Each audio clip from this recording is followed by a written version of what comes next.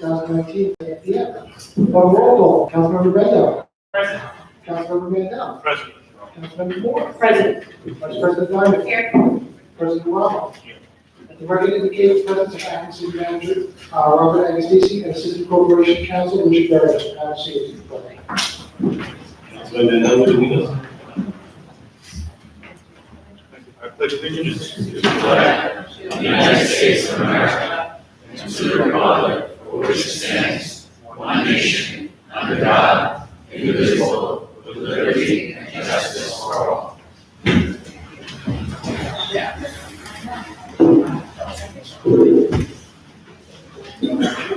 Right, we do have a bunch of public hearings tonight, but before we do that, I'd ask the acting city manager to give us the city manager update. Thank you. All right, the first phase of the Army Corps of Engineers project is done. All of our beaches will be completely open this summer. We're looking forward to a wonderful season. Beach passes can be purchased 7 days a week at the Gazebo Building, located across from Long Beach High School. The hours of operation are Monday through Friday, 9 a.m. to 6 p.m., and weekends from 9 a.m. to 4 p.m. until June 22nd. For more information, please visit longbeachny.gov/beach. In order to boost beach revenue and promote local business, the city has launched a $50,000 marketing campaign, which was recently reported in Newsday.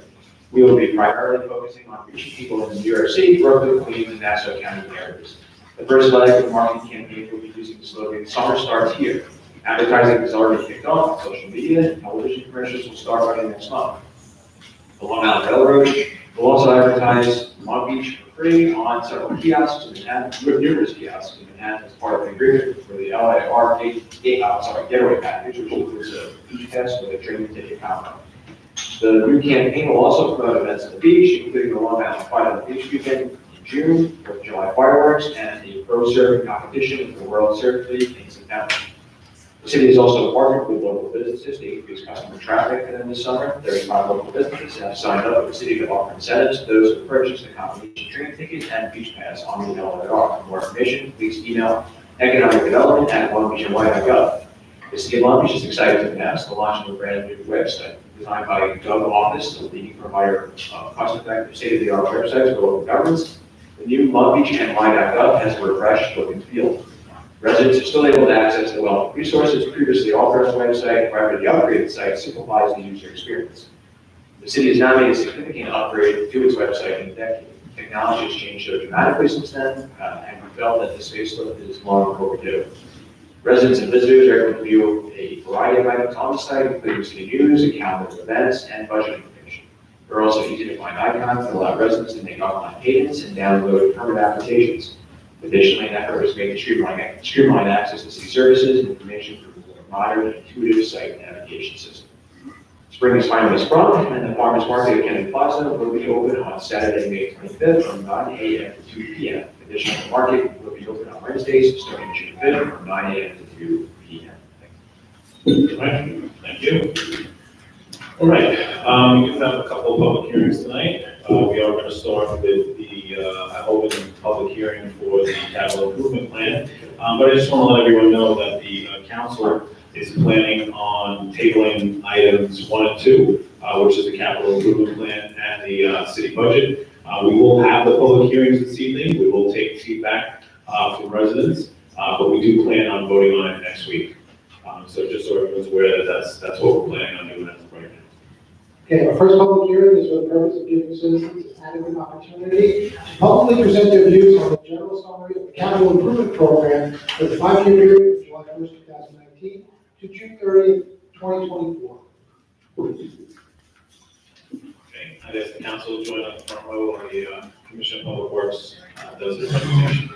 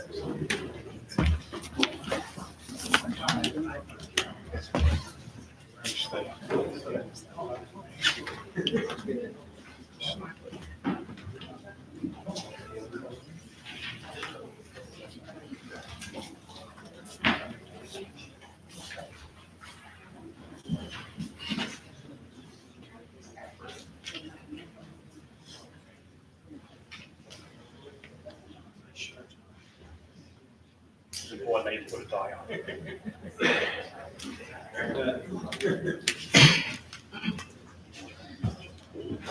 Okay, good evening, everyone. Can you hear me if I'm this far away from the mic? Back row, John, thank you. First, before I start, I'd like to thank all the department heads that helped participate in putting this capital plan together. And in particular, my Deputy Commissioner, Joe Fabrizio, who was really my right-hand person. I say this all the time, I think if it wasn't for Joe, I might have left this job already. Been here for 30 years, and he's on top of every project that we have going on. Thanks, Joe.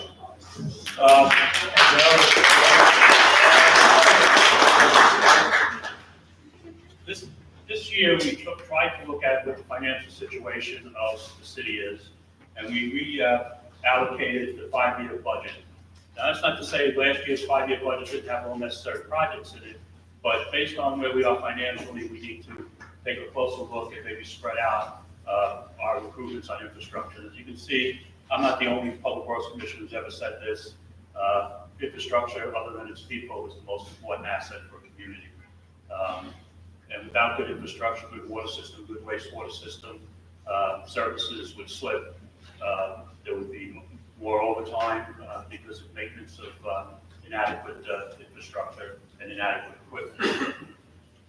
So for the second year in a row, we'll be presenting a plan for 2019 and 2020 that actually is less than the amount of debt that we will be taking off the books. We'll be taking $9.5 million of debt off the books this year, and we'll be presenting a $7.2 million budget.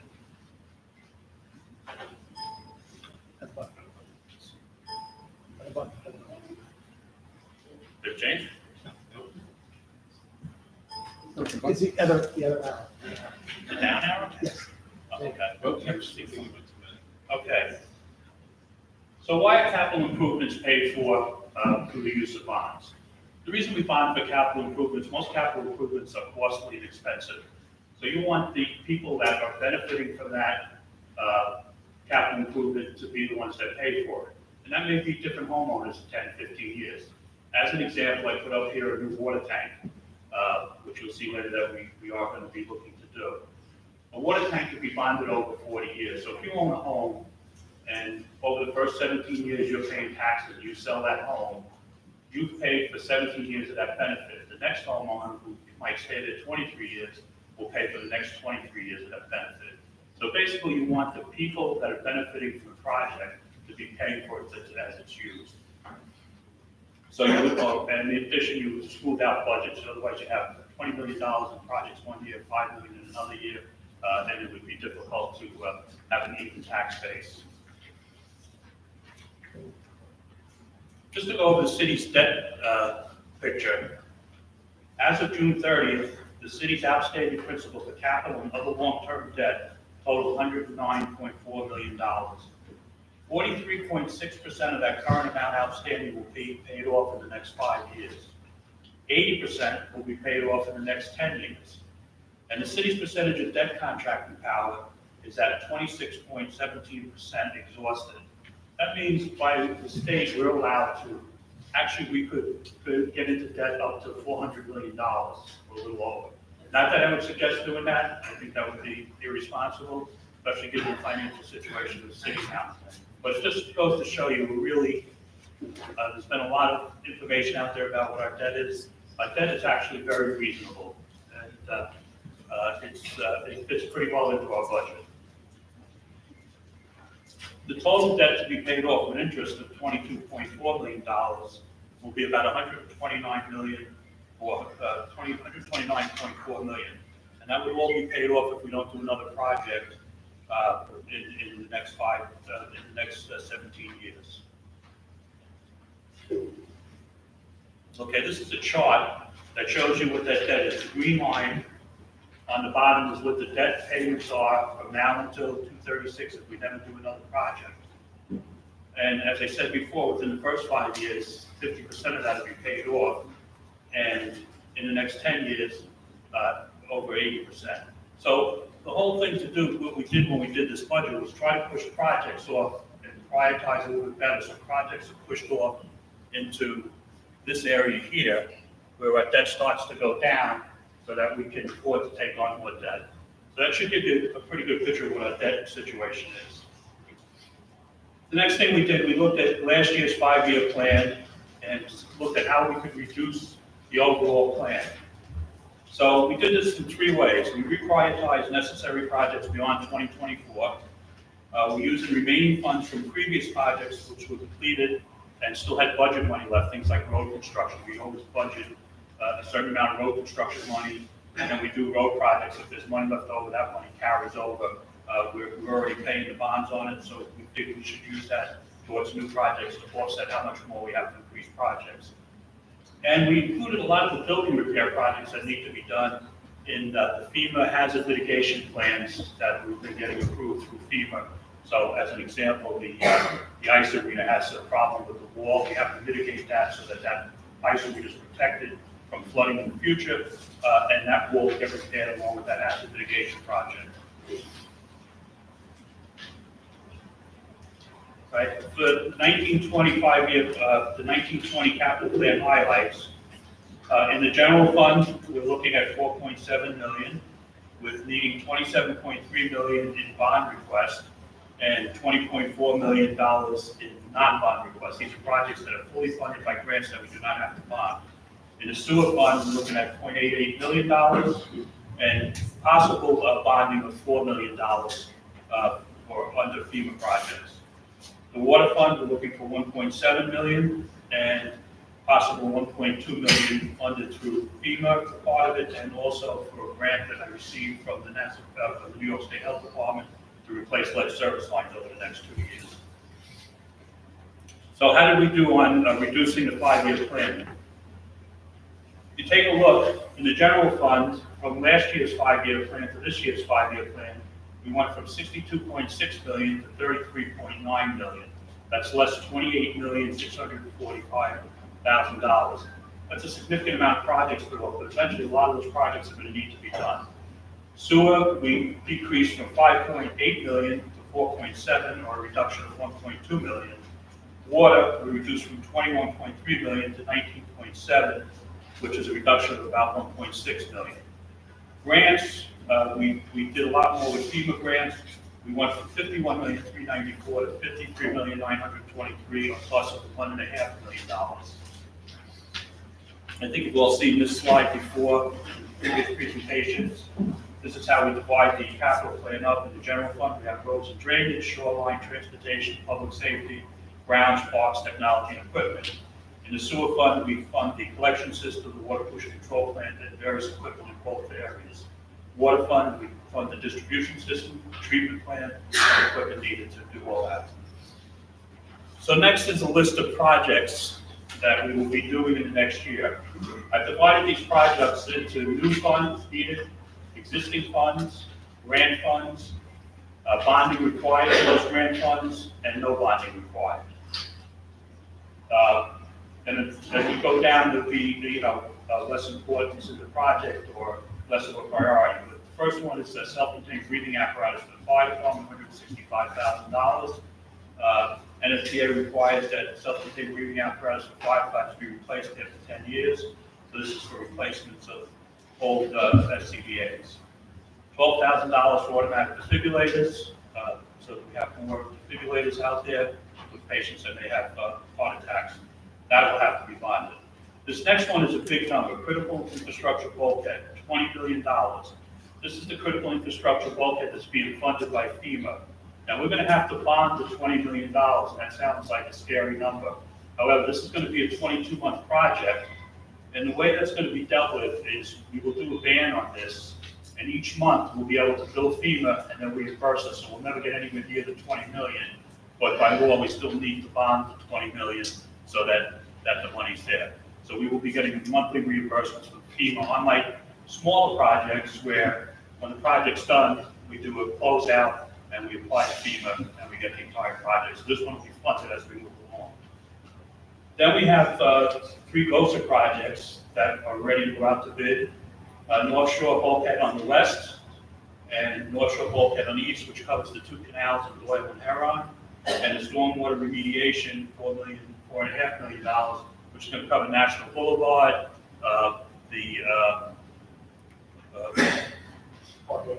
Park Avenue, thank you, Joe, that's why I need Joe. A lot of information floating up here, and Joe helps keep it in line. So this is gonna take care of two major flood areas. In addition, the National Boulevard flood areas will give us another redone, completely reconstructed block, similar to what's gonna be happening on Edmonds Avenue. We have water purification projects of $640,000. This is to harden our well sites so that in future hurricanes and storms, our wells can run through the storm, through flooding. We're putting in submersible pumps, we're raising the electric in the buildings, so we won't lose water supply. Lead water service line replacement, I talked about this before. Over the next 2 years, we have $611,000 from the New York State Health Department. We don't have a lot of full lead water services, but what we do have is we have what are called lead goosenecks. Years ago, when they used galvanized pipe, you have to put a gooseneck in to connect to the water main, so when the pipe settled, it would break. And they used to use lead for that. So as we do contracting work, we will be reimbursed for the contractor's cost of replacing that entire service with this lead gooseneck. And in addition, we will be doing some of this in-house with our own staff. And their time, their benefits will be paid for during that work. We have wastewater treatment hazard mitigation money of $4 million. This would require bonds, but I would stay tuned to that. This is whether we're really going to end up needing to do that. We're working with Nassau County right now on a consent order, and what changes may come when we eliminate the wastewater plant and convert it to a pumping station. Edwards Boulevard, we have a $1 million grant, just a little over $1 million. We need to add $1 million to that project. That project is 100% ready to go out to bid. We're just waiting for final approval from DOT, and that will redo Edwards Boulevard, which will include bike lane, it will include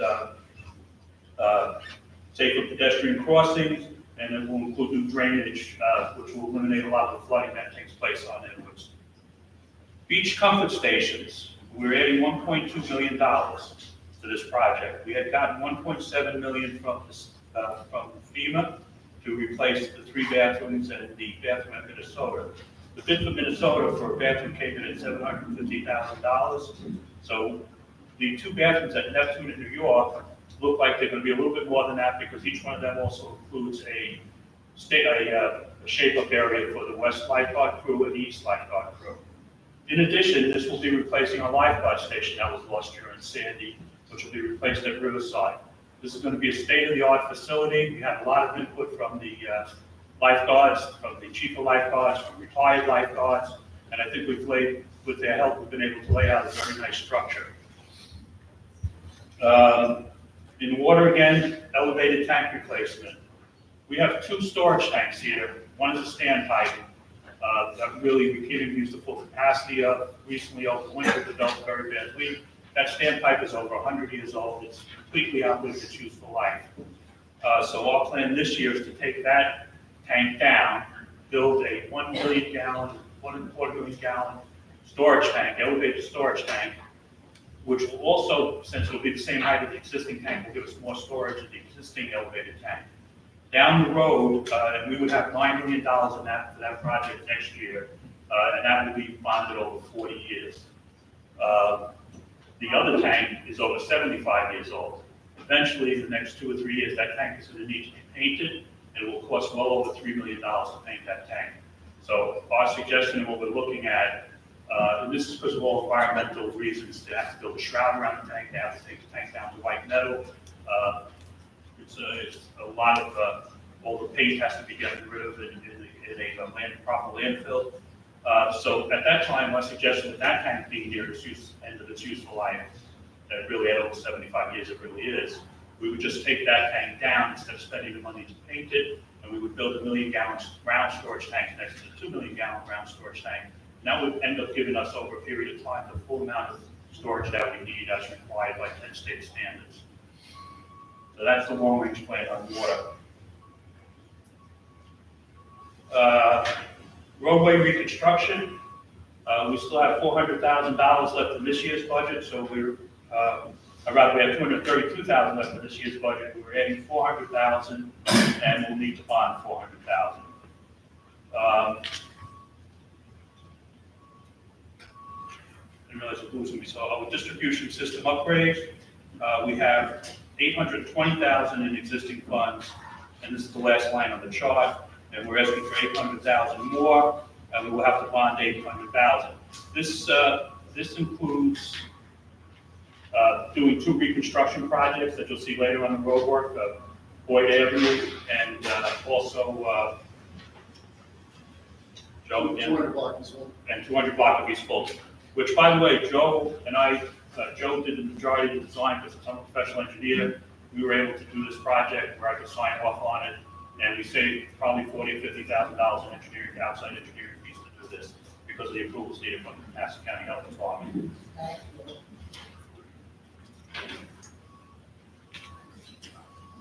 Okay, roadwork overlays. Usually we put about $400,000 a year to do overlays.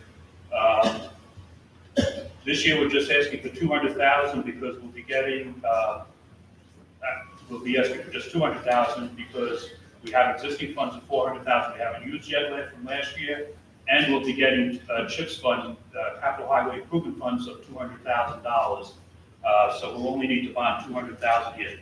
This is a list of streets that we're planning on overlaying: East Walnut between Roosevelt and Pacific, Roosevelt between Walnut and Park on the east side, Tennessee Avenue between Park and Peak, Walnut between National and Edwards, Walnut between Magnolia and National, Monroe Boulevard, west side between Park and Walnut, and the intersection of Monroe and Walnut. And just, I'm going to ask Joe just for a minute to say a few things. Joe's been negotiating with the PSE&G and National Grid on all their work that's going on in the city, and as opposed to just paying permit fees and having them do temporary repairs where they would only replace what they disturbed, Joe has negotiated with them many roads over the last year or two that have been paved at their cost, at PSE&G's and National Grid. Joe, just give a quick list of some of those roads. I know you know them right offhand. Yeah, because for example, this week, we're gonna be paving Walnut between New York and Grand. That's a PSEG project where they upgraded the electrical work, and now they're gonna pave the road for us. Same thing on, we're gonna be doing Belmont and Mitchell, between Broadway and Walnut. Again, they're gonna mill it over the whole street, just National Grid just replaced the gas mains. We're gonna be doing, there's probably another like 7 or 8 streets. We'll be doing Walnut Street between Pacific and Maple, and also Maple between Walnut and Broadway. So, yeah, we do have an extensive list, which I know Bob shared with everyone. But it's an ongoing program that we've been working successfully. Yeah, Joe's done a tremendous job negotiating with both those companies on this. Okay, in the next sheet, we start getting into a lot of the smaller projects. You notice the first line on here is vehicles for the PD, two vehicles, a DPW heavy-duty not garbage truck, dump truck with plow. We were a little short. A $70,000 skid steer for the water department. At $70,000 doesn't need to be bonded. And a mower for recreation. We eliminated a lot of vehicles that were requested for this year because CMA is doing a study on capitalizing these purchases or leasing in various departments. So once that study is done, we'll probably be coming back next year because our equipment does definitely need to be upgraded.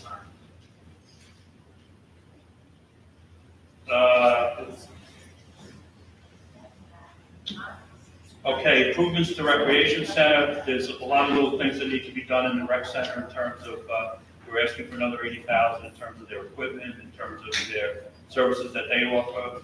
Some improvements to Magnolia Senior Center. We had 33,000 existing, and we're asking for another 70 there. West End Firehouse, we're asking for $92,000 for a new bathroom, which that project will be bonded, but it will be done with our in-house crews. Streetscaping, we had 33,000. We asked for another 17,600. Portable radios for the fire department, they actually requested 80,000 for the next 2 years. We cut that to 40,000, and over the next couple of years, so they get all the radios they need over the next 2 years. The police department needs an upgrade to prison cells, 40,000. The PD has a ongoing technology upgrade, and I believe that 43,000 is in the wrong line. It should be under existing funds. Sign shop material for putting new signs around town. We had $23,000, we're asking for $18,000. Miscellaneous equipment, For the PD, they had 24,000, we're asking for another 20.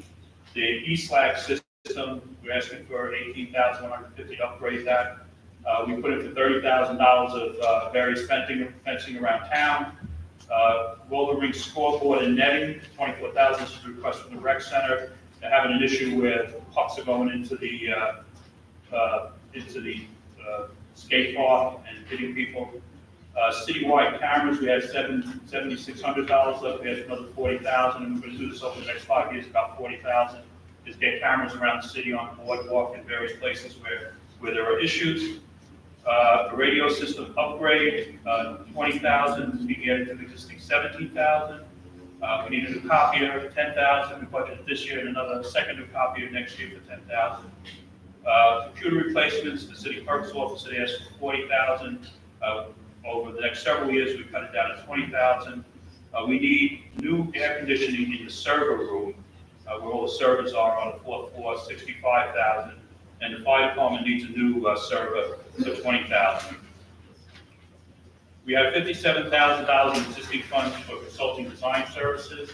We asked for another 90,000. These are the projects that we'll go out to RFPs for and bring consultants in to do some of the design work. Sandy recovery services, we have $17,500. We asked for another 20,000. This is so we can continue to work on these HMPs to get all that work done. Sewer collection system upgrades. As you know, we've had a couple of sewer collapses. We still have $268,000 left. We're asking for an additional 100,000 on direct replacement, cut and bury. And we're also asking for an additional 100,000 on top of the 13,000 we have for sewer main lining, so that when we have a sewer line that is near collapsing but can be replaced by lining as opposed to open cut trenches, we can save some money there. ADA bathrooms in City Hall, we have 100,000 left. We'll be doing the 6th floor bathroom, making that ADA compliant. Improvements to City Hall is obviously just gonna walk around this building. There's a lot of work needed. We have $118,000 left. And this year, from last year, we're gonna ask for another 125,000. City Hall elevator, we've had already budgeted 130,000 several years ago, which we have not used yet, because it really wasn't enough to redo the elevator. Saga, before he left, was able to get us $100,000 additional for community development, so we'll be not needing to bond anything there. Beach bathroom reconstruction, as you know, our guys are reconstructing the bathroom at Pacific, and they'll finish up that project and work on the next, all the bathrooms at the beach, and that's existing funding. This is a new one, sand screening for the dune. When the Army Corps did the dune, we had to have a maintenance aisle that we could maintain so that the sand didn't end up overtaking the boardwalk. So there's a 12-foot maintenance aisle there, very difficult to maintain, sand is constantly blowing in. All they put in their contract was sand fencing, that rolled out wood fencing. Our beach guys have come up with a much better fencing system, with sand screen system. It's about $365,000 to do the whole section behind the boardwalk, which will help maintain the distance and stop the boardwalk from being overcome by sand. And we have a $100,000 grant for that, so we'll be only bonding $265,000.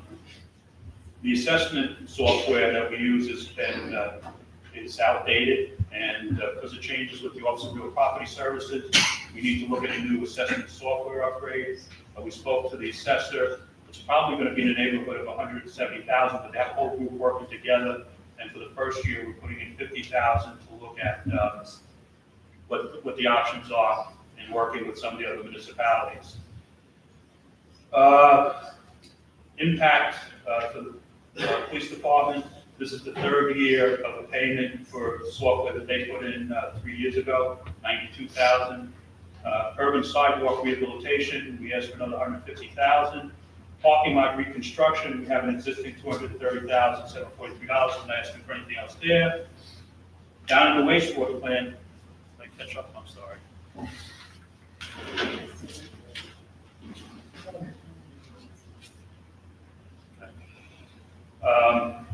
We need to replace one of the sludge removal pumps. We had 20,000. We asked for 20,000 in new funds because we had 58,000. We have some pump replacements throughout the plant. We had 122,000, we're asking for an additional 130,000. Water treatment plant improvements, we had 32,000, we're asking for another 50,000. This is actually in the treatment plant where we need to upgrade some of the chemical feed pumps, upgrade some of the pumps that pump to the sand filters.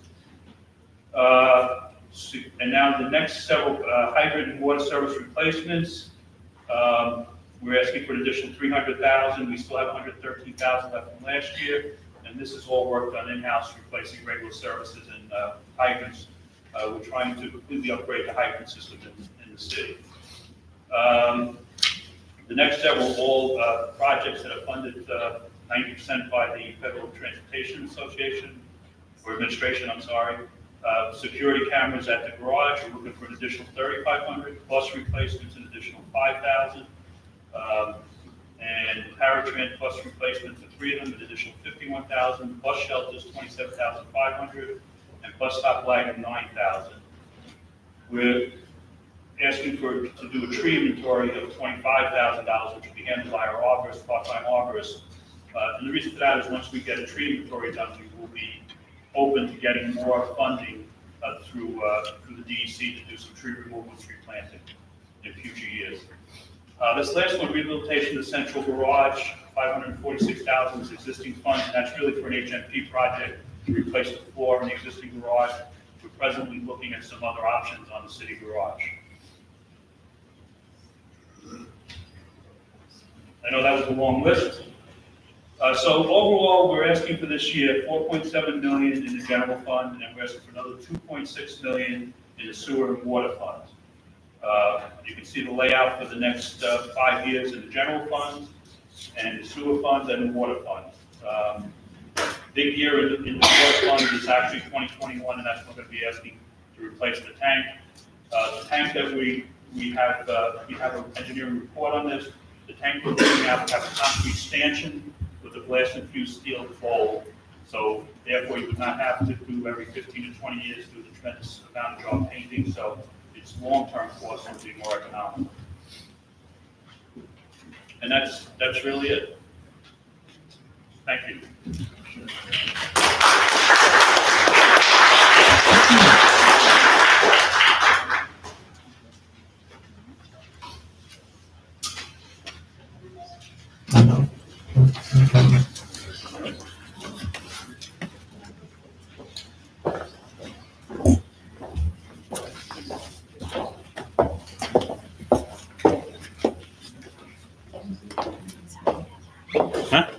Thank you.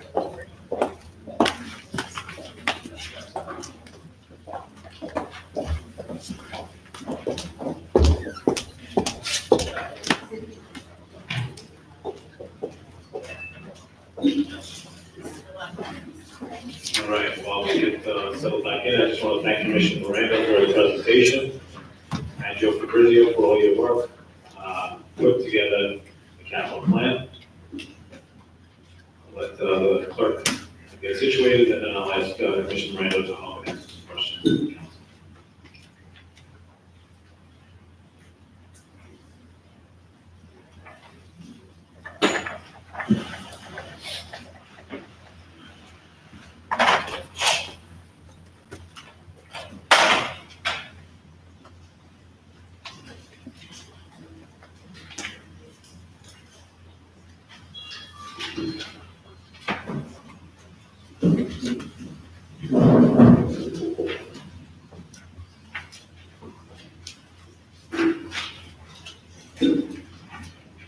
Again, thank you, Commissioner Miranda. So I guess I'll open it up to any council members before I ask my questions. Anyone have any questions for Commissioner Miranda? The 500,000 you put for one tank, for next year, is that take the tank down, or that's just like the beginning thing? That's right now, that's easy. That 500,000 is for engineering services and also to remove the sandpipe. That sandpipe developed a rather bad leak over the winter. We had a 8-foot wide by 20-foot long icicle hanging over it, which was not safe. And that tank is actually lower than the existing. The other newer tank, which is 75 years old, and as a result, we cannot use the full storage of the other tank because you have uneven water levels in it. So taking that tank down really will only eliminate about a 250,000 gallons of storage presently, and we can operate with that into a different tank. Just a follow-up. Speaking, actually, I have a question on the statement. Speaking about the tank, can you go speak to the general lifespan of one of the tanks? And also, I just wanted, if it wasn't said already, compliment you on the work that was done on Pacific Boulevard. Outstanding. If anybody had a chance to go down Pacific, the gardening and rehab, you guys did fantastic. Thank you. And that would be similar type work we'll be doing on East Fulton and on Boyd. In terms of the, now I forgot the first question. Lifespan of the water. Lifespan of water tank, well, they're bonded over 40 years, but the life of a water tank is about 75 years. After that, it just, steel starts to pit, and it's very hard to maintain. Maintaining that other tank for, like I said, people kind of cringe when you get $3 million to paint a water tank, but between the environmental regulations and all the repairs, and it's an older style tank, has a lot of cross bracing and what have you, but both tanks really are past their useful lives.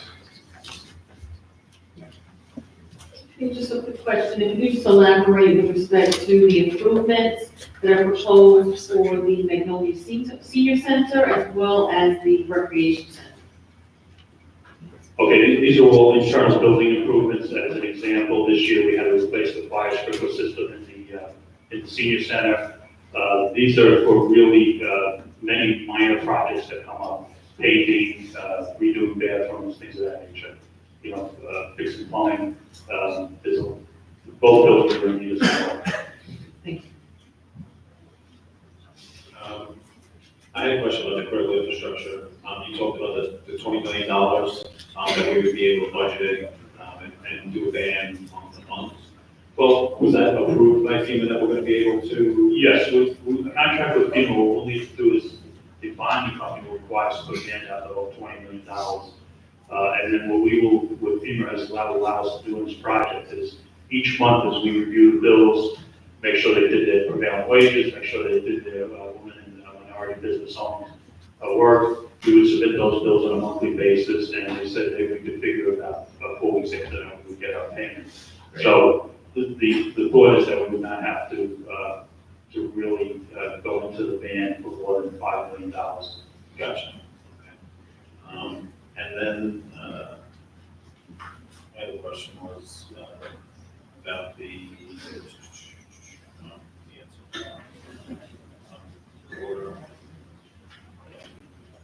the sanitation trucks. I know you briefly mentioned that CMA is looking into release to buy. I didn't see the mention in here at all. Is that because I know our sanitation trucks are dying? Yeah, we have 5 sanitation trucks that are over 14 years old, and 3 that are about 10 years old. And we're looking to purchase 5 new sanitation trucks. We're looking at a lease program, which would allow us to lease them over a long period of time, I believe, and also to have a buyout where they would buy them back again, and then we would just replace them on a lease cost. And continually, the life of a sanitation truck, especially down here, is probably around 7 years. And where are they in the budget if they're not in the capital? They're in the operating budget. They are.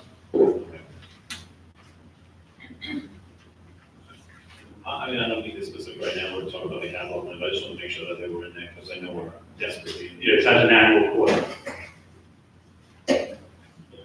So that'd be a lease set, that's why it's in the operating budget? Yes. They'll be released without purchase at the end.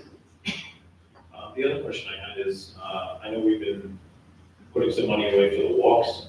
I think anyone that's been paying attention knows that the walks is, with their sewer and water is, could be a bad situation that we're trying to avoid, by replacing them before it becomes an issue. I know we budgeted for some last year. Are we continuing to budget money for the? Right, that would be in the money that we asked for on,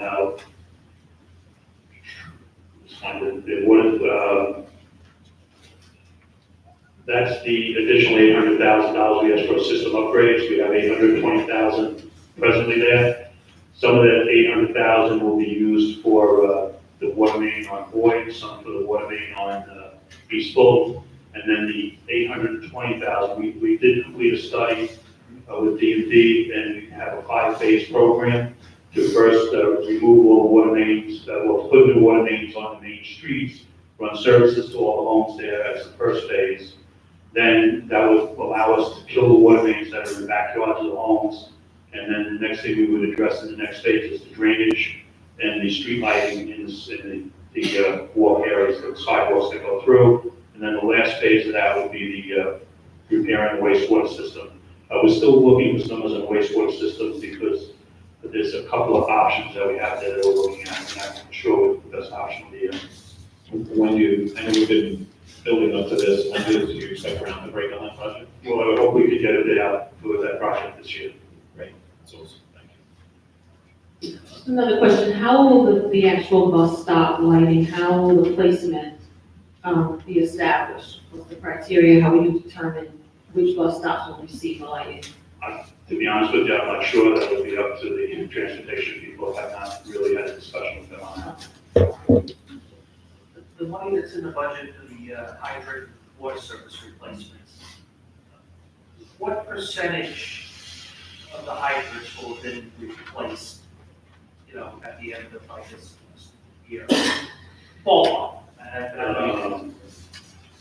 I think we'll, by the end of next year, and John Mooney's in the back, he would correct me, I'd say about 60%, John? Yes.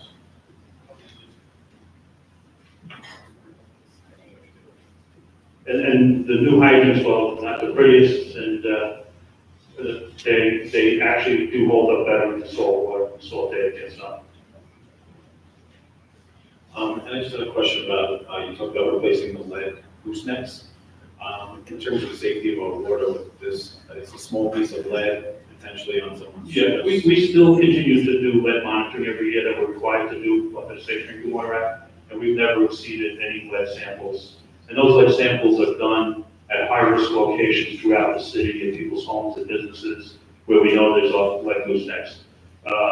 You know, then the gooseneck's not the only source of lead in the home. You have grass faucets in all the homes. Grass is an area where lead can leach, but the fact that we treat the water that's not corrosive really helps that. And as I say, we've never had an exceedance in our lead sampling.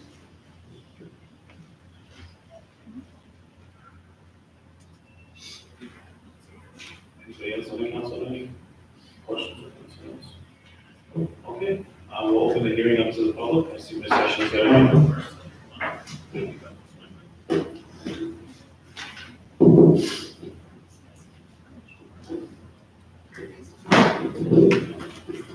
Good evening. Thank you for the presentation. I have a question. The screen, does it have to be on this side? Is there any reason it can't be moved over here? When you say the screen, This screen. oh, I don't know. The reason I ask is because the sun shines on the screen and we can't see a damn thing. If it was over here, it would be in the shade. I'm pretty sure what we do, when the OM is finished, Dave is Yeah, going to we're be gonna be reinstalled, there used to be a screen that was right here in the middle, we're gonna be reinstalling that screen, we're gonna have a screen right. Yeah, you get my point, though. We could have seen it better It's tonight. also, this is a less travel, this is a high traffic area, so it's a little safer. Just in case you didn't notice. The other thing is, you know what you were talking about. We couldn't, aside from the sunshine, you know, the charts up there are impossible to see. So I would like, if in the future, those things be posted online. I know you can't make copies of all those pages for all of us to have, but if we saw them, is it online? It will be online, yes. But if it was online ahead of time, we could ask questions and take a look at it. I'm making changes up until Yeah, because all we could see was, you know, you said a couple of nouns, and we got this, and we're asking additional. A couple of nouns, we got this, we're asking additional. So I didn't have enough time to catch too much, but one thing, how long ago was it that we rebuilt the West End Firehouse? Joe, 5 years? It was 2009. So they did a new bathroom already? There were a lot of issues with their existing bathroom, so we were trying to reconstruct it. So call back the guys who did it, okay. Well, that It's actually was, still in litigation. it's still under litigation. Oh, all right. And then also a tree inventory for $25,000. I know you said, why are you doing it, but it seems like an awful lot of money to count trees. And then finally, first I'd like to thank Anissa for speaking into the microphone, because everybody else is back here, and it makes a big difference. Thank you. Secondly, I had asked this question last week and the answer was 0, but since the last meeting, how many times have the 5 members of the council met to discuss the budget altogether? We have not met altogether. You should be ashamed of that. That doesn't Thank you mean we're very not much. meeting, I just said we didn't meet altogether. Ms. Hession, we are tabling this, so we will have another hearing next week, so we'll have a week to have. Good, I hope you'll have time to meet together. Thank you.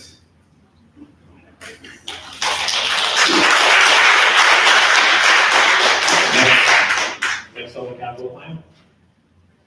Mr. Lester?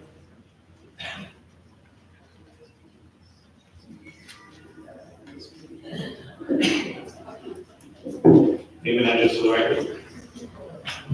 Roy Lester, Long Beach.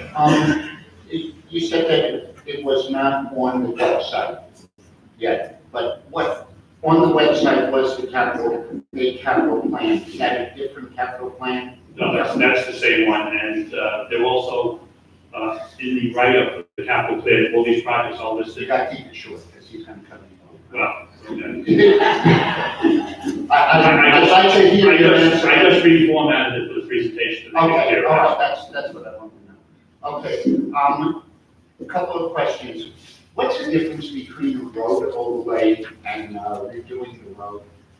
Okay, when we do a road overlay, we're just doing the cabin, and Just what? just the cabin, is the asphalt. Right, Okay, when we do a complete road reconstruction, we're replacing the water main, the sewer main, we're adding drainage, we're redoing the street lighting, we're putting in new curbs, new sidewalks. and you're doing that to Boyd?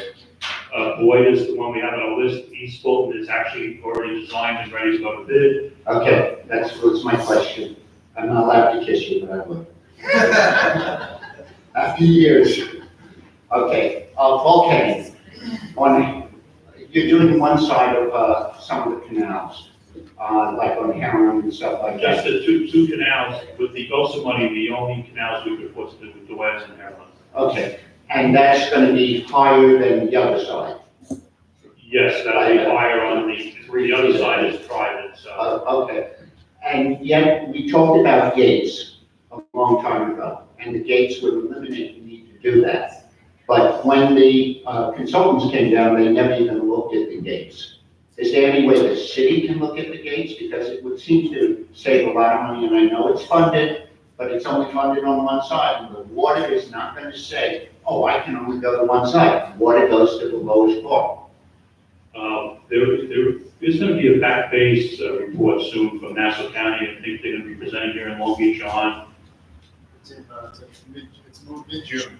sometime in June, and they're talking about tide gates at the inlet, East Rockaway Inlet and the Jones That's region. billions, though.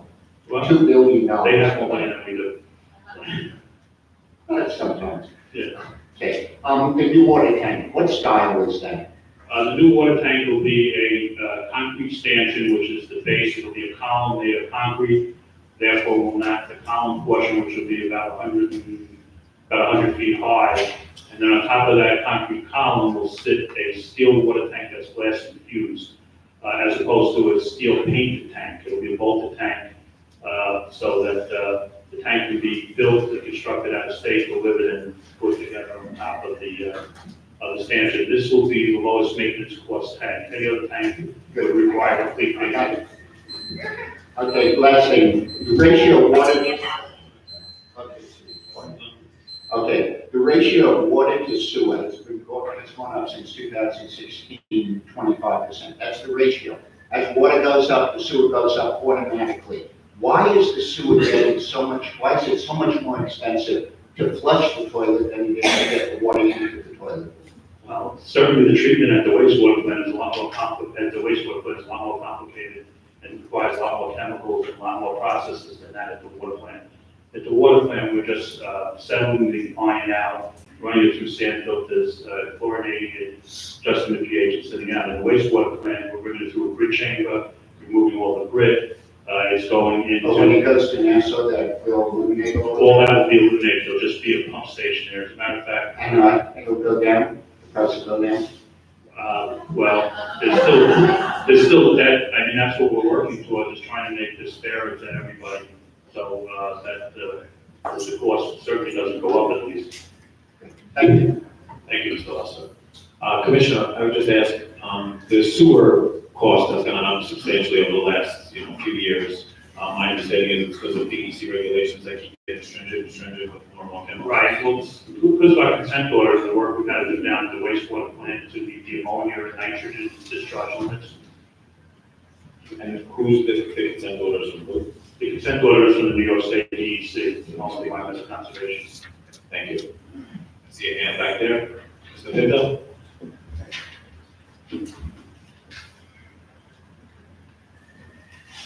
Name and address for Good evening, Sam Tinto. Long Beach, thank you, Mr. Marino, for the presentation. I watched a little bit of it on my way here. The Wi-Fi was great. Thank you, commanding officer, for sharing that to those who can't make it. Quick question on the layout of actually how it's proposed. From my understanding, the capital plans for projects that are usually large, or that we spread out over time, correct? Well, the projects generally we put in the capital budget that are over $5,000 and will last for a limited period of time, 3 years, anything that will last at least 3 years. So what would determine that, similar to like this lease of the garbage trucks, bringing that into the operating budget compared to a capital budget expenditure? Well, again, what we could do is that if we bond for the trucks, we bond for the whole truck, so we own the truck at the end. If we bond them over 6 years and have a buyback at the end, let's say, say your truck is $175,000, and for 6 years, we pay the lease on that, and then in year 7, when the truck is due, with $25,000, would be brought back by the company that we leased it from. So, and we wouldn't get at risk trying to sell the truck or buy a new truck. In other words, they would estimate what the residual price of the truck is at the end of the lease, and that would be guaranteed to us if they, took it back, or, if we sold it, we might not guarantee that price. So for an example, Pine Street renovations in the capital budget, I think it's on page 14, $2,600. It's a one-time purchase that happens as current 2019. It's nowhere else I see. I'm sorry, it actually is later on in 2021, 2022, and 2023. For $250,000, $370,000, $170,000. Now, my question is that project starting now, and we're paying for it later? The 250 is going to be borrowed at that point? Or is it going to be borrowed at that budget year cycle? Just let me, Yeah, sure. So, yeah, that actually, the Pine Street maintenance is just money that was left over from reconstruction of the sanitation area. So we're just throwing that in there. So, But the other projects are to do the beach maintenance area and to do the Hyde Street area. so my question, maybe I didn't phrase it right, is that, are we starting that project in 2021, or are we starting those projects now? Well, that project will not be started or approved until 2020.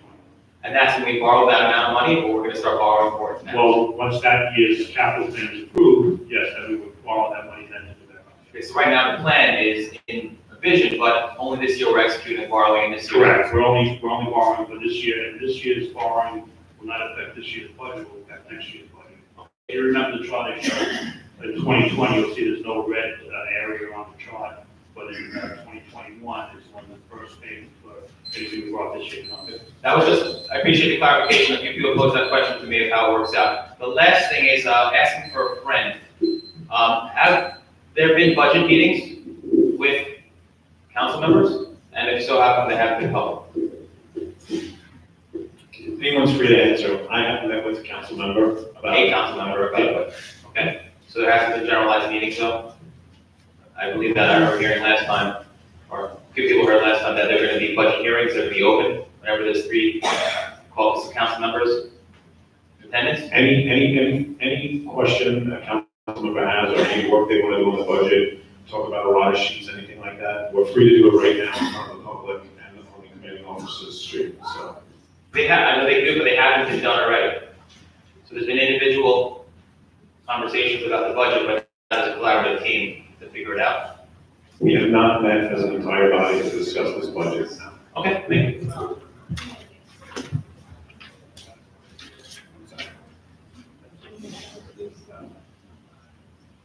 Mr. Paganini?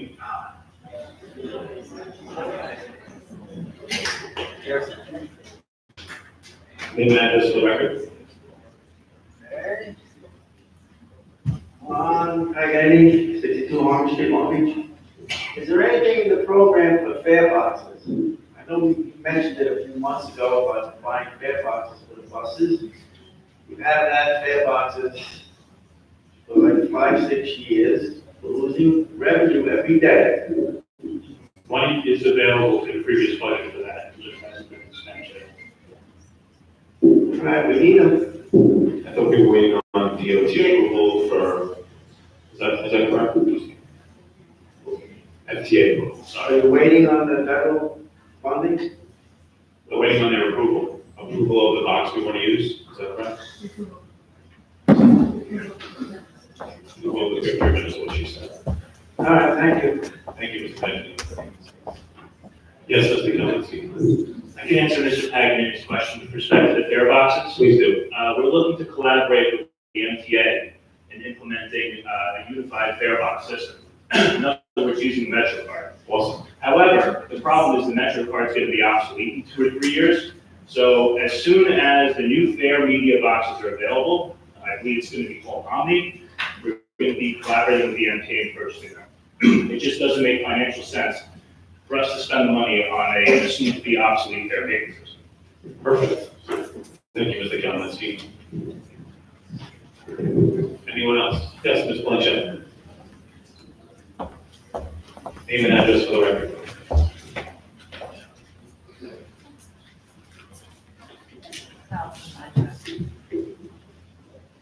Thank you for answering that, Greg. Especially quite happy with what's going That's on great. with the team. Yeah. When is the CMA report going to be coming? General review? It's not just one report, Okay, It's a whole series of reports. okay, the one that had to do with the vehicles, I'm just curious. No, sanitation truck. Yeah. that was an initial study that completed with respect to the sanitation trucks. I'll follow up offline. It was just for sanitation trucks. Okay, so my questions and comments are kind of for you. In your presentation, there was consultant design services. Was that part of the economic development, if I remember correctly? No, those design fees are for, like if we do Boyd Avenue, depending how busy, just Joe and I in the office. Okay. So it depends how busy you are, we would do an RFP to bring in a consultant to actually do the layout and the drainage water and everything. Okay. If we have time to do it ourselves, and we do have a lot of these bigger projects going on, that's gonna take, you know, the critical infrastructure bulkhead and the east and west bulkhead, and it's gonna take a considerable amount of drawing time. I was just asking about that because I did get to see the proposed 5-year capital improvement plan online, and I saw that there was some money put aside for economic development. And I was wondering where that went, because it just seems kind of important. But I can talk to you offline about that. You mentioned SAGAR, community development, that we had secured some money. Yes, he secured $100,000 additional dollars for us to use towards the improvement of city hall holidays. It's really important to have some community development, and now that I know it's gone, who's gonna be maintaining that grant, other grants? That's just something for you guys, or actually for you to think about, because we need someone to fill that position. We cannot lose that money. And just a little comment for you, you know, as far as the road overlay stuff, just something for you to consider, maybe keep in your pocket and think about. There is a bill right now that hopefully will be pushed through in Albany that Senator Tim Kennedy put forth. It would enhance the Complete Streets law, basically saying that things like overlays must be considered as well for complete streets. So it's really just taking it further. So just something to think about, and I can talk to you again offline about that, because I think that's something that even when we aren't just doing a road overlay, we should consider complete streets. and the garage rehab. I know that's been a big discussion. I believe there was a little over 500,000 in the funds. Yeah, there's an existing HMP approval for FEMA to replace the floor in the garage, but we're looking at other options right now in the city garage. Right, possible moving it. If I could just finish that up. I had forwarded, and I can forward this to you as well, Brendan Costello, of grant opportunities from the FTA Bus Facilities Program, that would actually pay 8% of, if you wanted to move the garage, create a new facility, this is the grant you're going to be looking at. And I'm not as familiar with it. I think Brenda did mention that to me during did, our okay. discussion. That's what you want to be looking at, and I will forward it to you as well. And just thank you, Ms. I appreciate that. Thank you, Mr. Blanchard. Anyone else questions about the capital plan? Yes, Ms. McGinnis? Name and address for the record.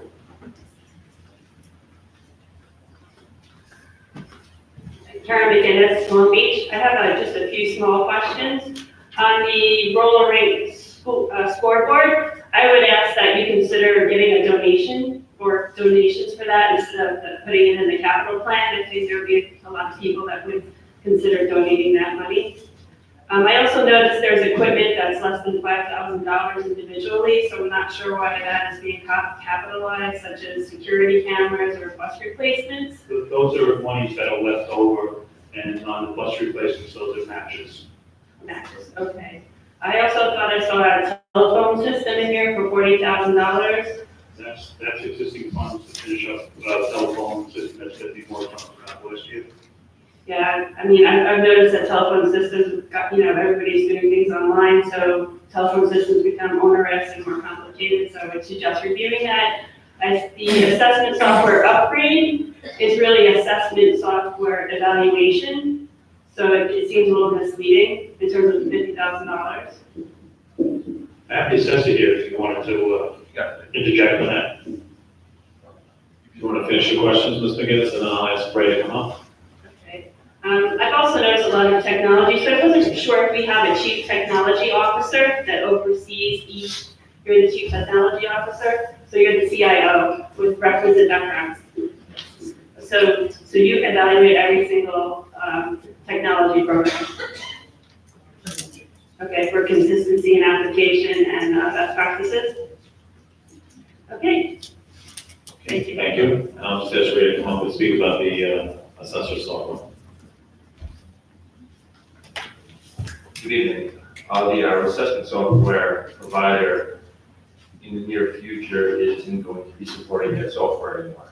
So it's pretty much obsolete. It's not compatible with Windows 10. And they're planning on upgrading it, and it's going to cost us money.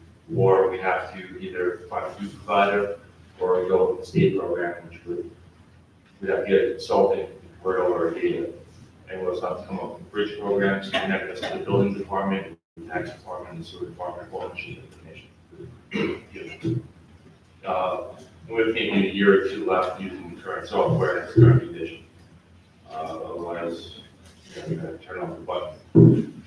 What software does the county use? They use the Tyler Technologies program. I believe they came in 10 years ago. They met with them. And their software is about $1 million. $1 million? Yes, it's assessment software, evaluation software, it's pretty expensive. And our software provider also provides the building department, tax department, work, and the sewer. So it's all integral and communicates with each other. Okay. So you can't really upgrade an obsolete software system. So it's really an evaluation process, not enough. So they're upgrading the whole software to Oh, yeah, they're gonna take what they have and upgrade it, Speak to the mic, Dave. It's to do a full cost. Okay, so maybe that's enough. Thank you. And in terms of the, like the scoreboard idea of trying to get a donation, we authorize a bond, but we don't necessarily have to borrow for it. We can find someone to, some groups. Right, it's with sports groups, so we just want to put that in the next authorization. And so, I mean, that's something that businesses generally will fund to get advertised for the name. So that, I think that's a good idea if someone can follow up on that. Anybody else on the capital plan? Any questions right here in the front row? Please state your name and address for the record. Alice Stoll, Long Beach. You know, I'm looking at some of these things in the capital plan, and I have a question.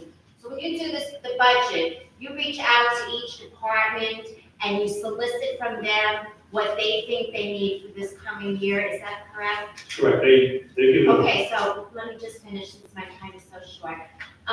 So they come back to you and they have what they think is their needs for the year. Do you then go back and question that, or do you take this at face value, or what?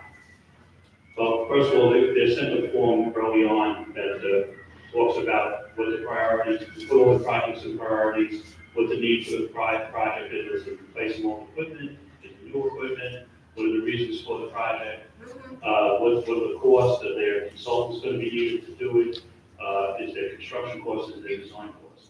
So they have a complete form that I send them, and they use it, it covers the next 5 years. After I get all those forms, I go through it, and then I meet with each one of them individually, and I go through and we discuss what they are. There's some areas like Ray's area that I'm not as familiar with, so I need to rely on his expertise in that area. The things that Dave is familiar with that I'm not, and I rely on his expertise.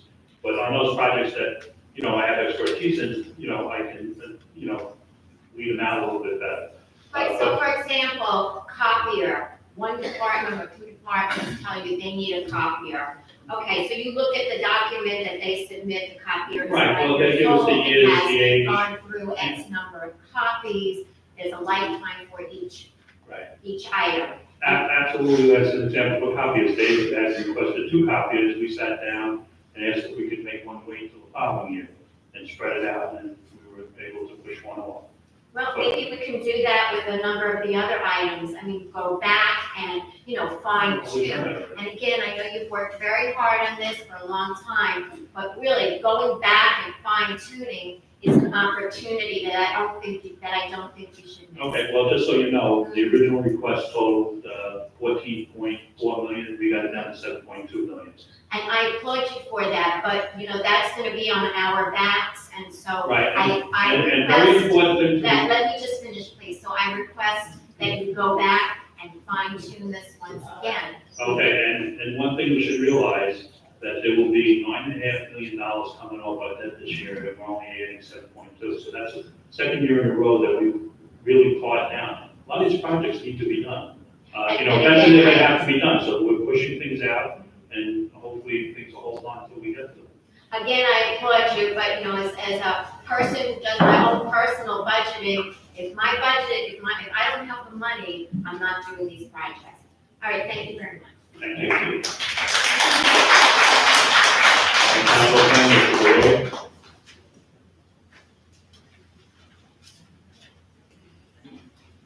Name and address for the record. Mike Laurie, Long Beach.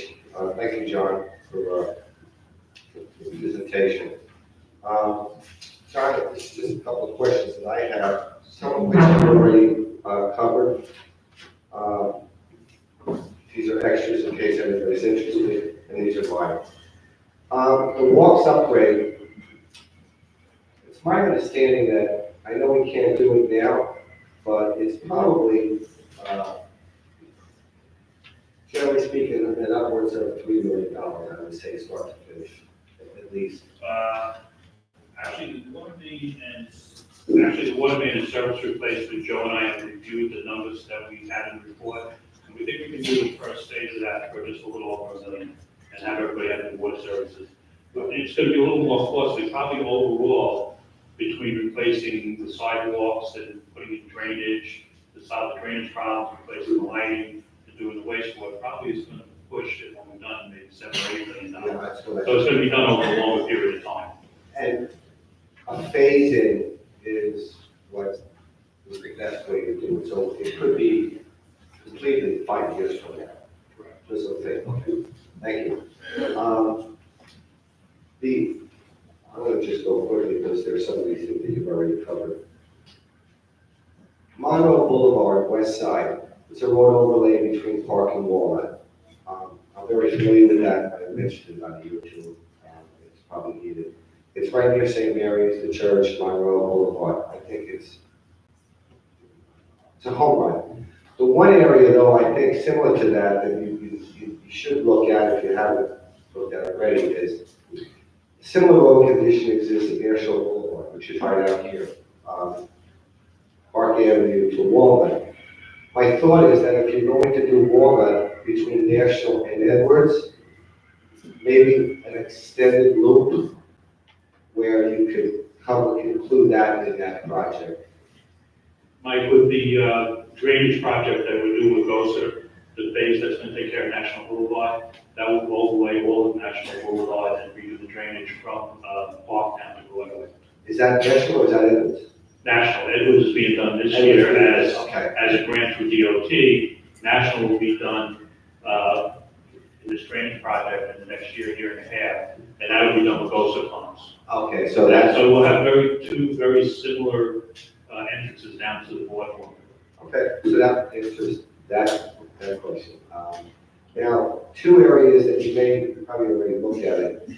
Laurelton Boulevard and Park Avenue on eastbound, the south side lane. If you went from the Laurel Cleaners to the Laurel Diner, correct, there across the street, there's a dip in that.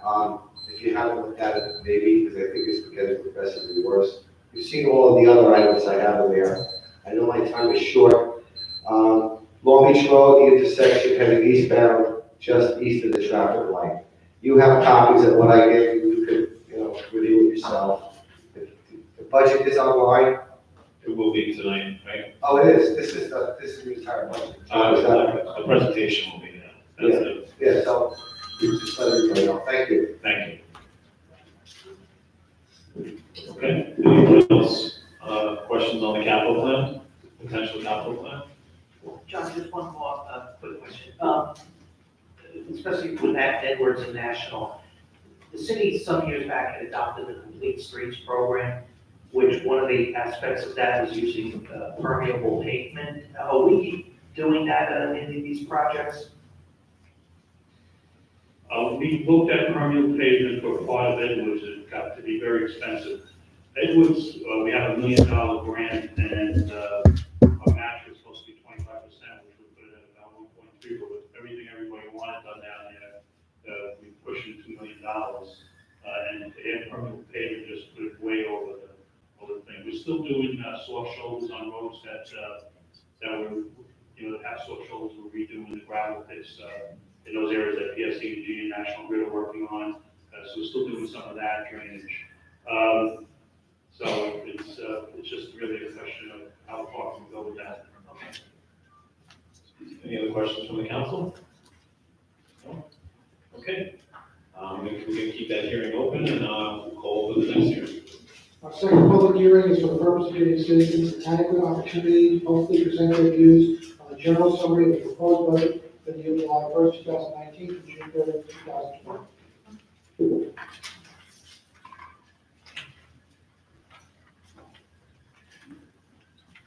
Okay, I'll start with the council. Does the council have any follow-up questions for Mrs. Hightower or city manager at SBC about the budget?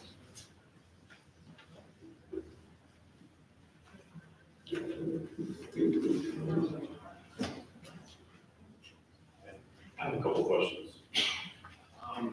So, according to my calculations, I guess 8% of our, and I guess common knowledge at this point now, 8% of our budget is approximately wages and benefits, and approximately 13 or 14% is debt service. Is that correct? About 74% is wages and benefits, and about, 76, and about 14% of that. 76. It's over about 90%. Okay. So that leaves us a little room for what one might call discretionary. Right, also, what I also want to say when we talk about discretionary items in there are such as tip fees, like disposing of the garbage, which is not being still at 90%, but it's really not. There are a lot of items that are contractual or required in that last. So talking to residents, the one thing that often comes up is overtime, and it's something that we could possibly actually control, and it seems that there's some departments that are, have much higher overtime, and I base base my calculations on as a percentage of the overall cost of salaries to try and figure out, how they match up. And I guess our emergency services are much higher than most of the other departments, actually way higher. Which is industry standard for most emergency services. Okay. It seems like the biggest overtime, our largest overtime budget rather, which I calculated at 17% of salaries, would be for our fire protection. And I just wanted to know why that is. Is there a way we can control that? I know we did put controls on a couple of years ago. Are those controls working? Why is the overtime so high? Rob, if you want to speak to why it's so high and what drives it, I can speak to what we put in place. Sure, I mean, generally what drives it are the 24-hour tours. That's what causes overtime in the fire department and also to a lesser extent in the police department. Although it's greater in the aggregate in the police department. Proportionate to the police department. Yeah, it's proportionate, it's a little bit less in terms of what they earn as a percentage of their income. But that's a function of the 24 hours. But if someone's taking a vacation day or something like that, we start in advance and we schedule someone for that tour, that's not necessarily an overtime tour. It all depends, but it's not always scheduled in advance. We oftentimes go for instance, sick days and all that, and vacations, there is not anything that requires us to give them any advance notice that would allow us to plan along the lines of what you're contemplating right now. So but it has come down quite a bit, right? In the last few years, hundreds of thousands of dollars in fact. I see it almost $100,000 a few years ago, is that right? Yeah, so that is a result of a collaborative effort between the city and the fire department. So we all sat together, tried to come up with a way to make it a little more sustainable going forward. So there was an agreement that certain types of overtime would be capped, which is basically so overtime that isn't necessarily needed for emergency services. So there's two pieces to that. The first reason why it went down is the department was restructured, so paramedics do make up quite a bit of overtime and they are paid at a lower rate than firefighters.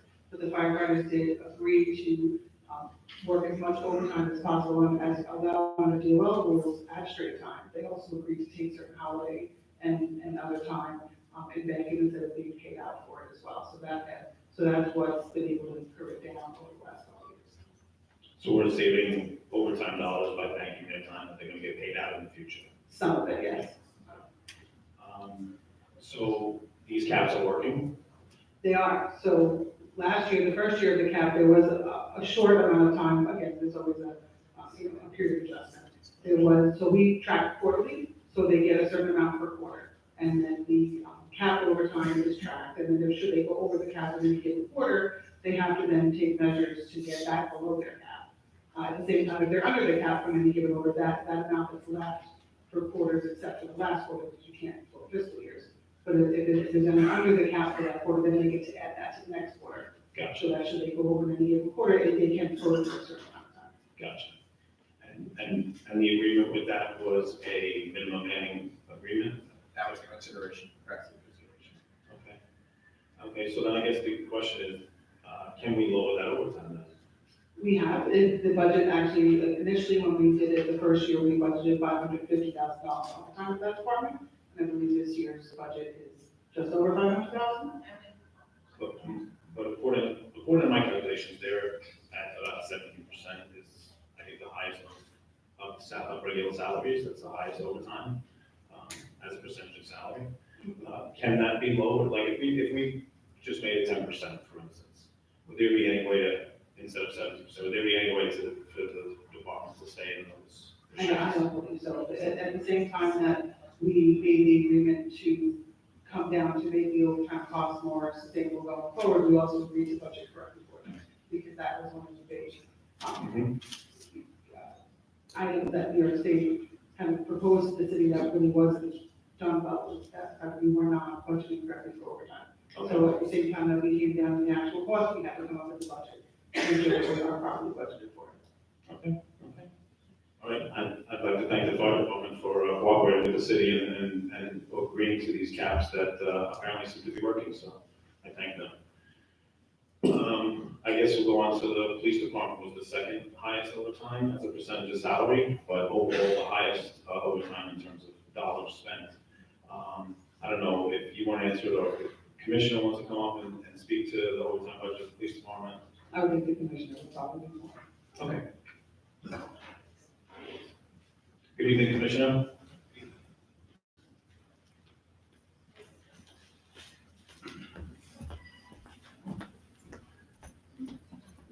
Now, I do also see the police department budget for overtime has come down over some time. But if you could just speak to, why is it? Well, good evening, Council. There are a couple of factors that drive the police overtime. The first one is in 2014, an arbitration report was given, and the police budget went from regular salary budget from $9,067,827 to $10,416,000, which reflects on the overtime rate. So all the overtime rates went up, and the overtime that was spent in 2014 was $1,196,000, and in 2018 it's $1,433,000. So it is right in line with the wage increase. Additionally, we also have the steady tour agreement, which means cops work the same tours every day. For you? For the whole year, yes. For the year. And we, by the way, we do bid on vacation in November of every year for the following year, so we can schedule around that to ensure that we don't have a problem with staffing. Steady tours for the year, so you work nights for the year, or you work days for the year? Yes. Okay. The various tours are 8 in the morning till 6 at night, 1 in the afternoon till 3 in the afternoon till 1 in the morning, 6 at night, 4 in the morning, and 10 at night, 8. So during this, there's overlap, so we can alleviate the problem of overtime. The two biggest overtime areas for scheduling are from 6 at night to 10, and from 4 in the morning to 8. Otherwise, we have overlapping. Gotcha. The other issue is with this state tour agreement, one of my most prolific workers works straight nights, and he makes a tremendous number of arrests. And they're mostly related to DWI or DWI drugs, and that normally requires 2 or 3 hearings, one in DMV and then the court hearing. All of that is on overtime in the daytime, and it's all in the subpoena, so there's no way to get around that. Right. And we want them out there doing that, so. Yes, so that is, in essence, the cost of doing business. Gotcha. The police department has been ravaged with injuries over the last year, which, over the spring break, we had 96 straight hours of desk force overtime because all 3 sergeants on that side got hurt. That side being one of the. On the A side, I believe it was the A side. So they were all 3. I'm sorry, I'm just trying to get the A side is one of the steady tours? Yeah, no, it's 2 platoons, it's A and B. Okay. A works 4 days on and 4 days off, 4 days on, 4 days off. Gotcha. Then inside those platoons are those squad assignments that I talked about, 8 in the morning to 6 at night, 3 to 1, and so on. Okay, I'm So on this one side, all 3 sergeants, well, there's 4 sergeants on the side. 3 were hurt and 1 got a vacation. So that occurred 96 straight hours of overtime in Sergeant Street. And there's nothing you can do about that. there's nothing we can do about that. So between the raise that was granted and keeping the overtime allotment stable, created a deficit, as well as the fact that there were state tours. And now all of the administrative report stuff has to be done on overtime and day tour. And there are more arrests made at night than there are in the daytime. And then the third factor is the decimation with injuries. And do we have a minimum staffing agreement? Yes, we have, it's called the state tours agreement. Okay. There's a certain amount of police officers that have to be working at all times, Yes. right? Is that mandated by the state, or that's a personal agreement with the collective bargaining agreement in the city? It's a part of the collective bargaining agreement. Collective bargaining agreement. It's an appendix for the state tour agreement specifically in there. Is there a state standard, or is there a police officer standard for, per square mile, how many police officers should be working? Not that I have heard. I'm just curious. Okay, so would it be your opinion that if we, same question that I posed to Mrs. Hightower, if we just slashed, 10% of overtime budget, is that something that the police department could live with? Absolutely not. And I agree. And if you look at 2007, we doubled down to 1.3 million, and 2018 was 1.4. The hiring of chief officers, or we could put under control over the budget of 1.2. So So we are still budgeting under what we've actually, because they have to, who wants to talk, which should cover it. I don't recommend going below. If you look at the first line on my budget, that's a direct result of the regular salaries. Now, that should be at about 92% right now, and it's much lower than that, and that's because we brought in a lot of young officers, like Henry retired, over 18 police officers that replaced it. We didn't expand at all, and we're actually still down one officer. How many police officers do we have total? So we have 69 now, we're budgeted for 70. Okay, I don't know, does anyone have any more questions for the commissioner? No? Okay, I don't have any questions. Thank you, Commissioner, thank you, I really appreciate it. Okay, does the council have any questions before I open up to the floor? Yeah, the state comptroller, pointed out that we have about $1.9 million in the upcoming budget for termination salaries, but that for the last 3 fiscal years, we've averaged $2.2 million. Can you address why we're sticking with that number? We've historically been hitting 2.2. So what we do when we look at that number is we take what we know. So there are people that are already separated from service that get paid out over 3 to 5 years depending upon the agreement. So we already know a good portion of what will actually be paid out. We then, speak to department heads to determine whether or not they have any major retirements that they feel are coming up. And we add a little bit to that number to allow for possible retirements. What's been happening the last few years is based upon, high earnings during the Sandy era and whatnot. There's been a slew of high-level retirements both at the police level and the CSE level that has upped that number and upped our average. So again, while we attempt to figure out an approximate number, in the end, actual retirements will always be different. So if it's just authorizing a number, why wouldn't we go high? Because you can't actually borrow what you don't need for payments, right? Correct. So we have 1.9 million budgeted in the, in the document. We will, however, ask you for anywhere from 2.2 to 2.5 million authorization to allow for any new retirements, not have to come back and ask you for another authorization, which is what we just had to do recently. But let's say you guys authorize $2.5 million for next year's separation payments. If in the end, if the city only pays out 1.7 million, that is all the city can borrow. The city cannot then borrow another $800,000 just because you guys authorized it. You're still limited to what you actually paid out for separating employees. Now, the additional unused authorization can be used in future years, or it's only for that year? It depends on how the authorization is worded. So, if it's worded where it's just for employee separation payments, then it will follow into future years. If it's worded where it's just for fiscal year 20 separation payments, then it will follow. So it all depends on how you word the authorization. Gotcha, thank you. Yes?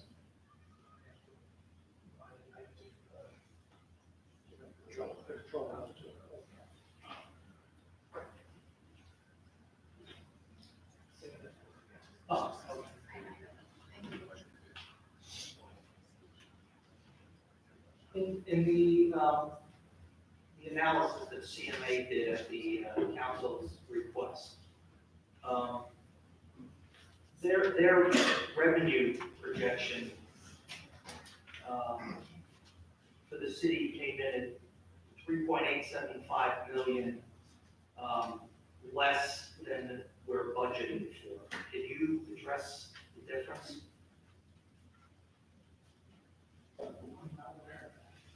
Which revenue? I don't have the report with me, but which revenue line you talking about?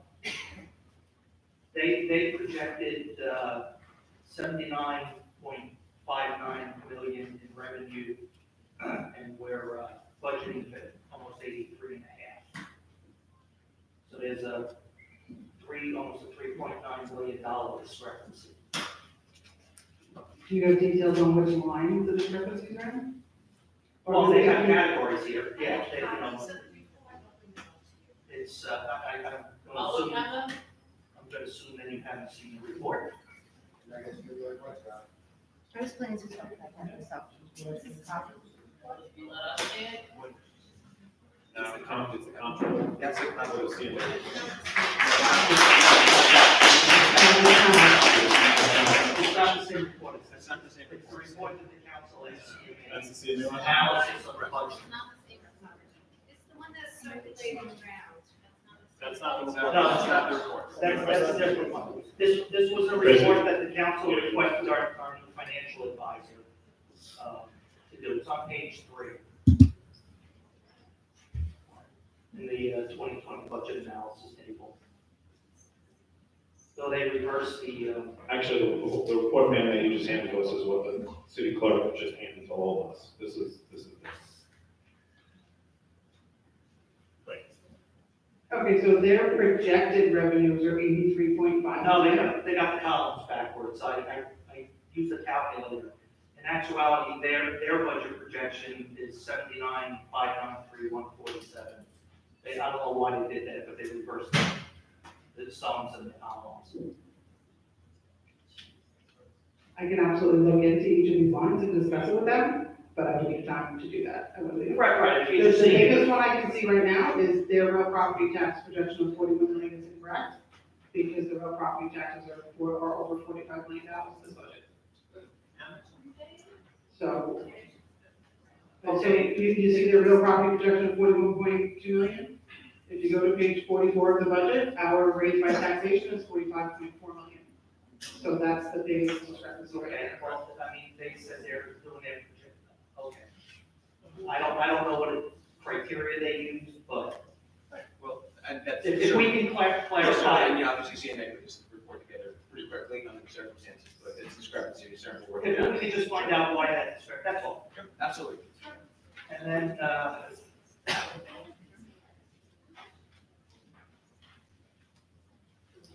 I guess this was something that I guess I don't know if it's not represented to the council in this format before. I guess the city has operated at a deficit now since 2015, is that correct? Yes, that's correct. Okay, and the city had a $5.2 million deficit in 2018? Yes. So, I believe you received a copy of the financial statements. They would have been in the, did you receive the 2018 financial statements? They're online as well. The 2018 financial statements. The audit. Okay. Yes, the audit. The audit financial statements would have had that number in it.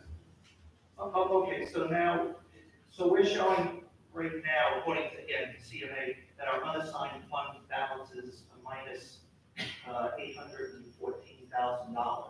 So does that mean we don't have basically any liquid assets at this time? Well, unassigned fund balance is a fund balance that's not specific to certain items such as debt service or long-term receivables, things of that nature. So that doesn't necessarily mean the city doesn't have any, but it definitely indicates that it has very little. Okay, thank you. You're welcome. Any other questions from the council? No? Okay. On the proposed budget, anyone from the audience care to speak? Mr. Lester?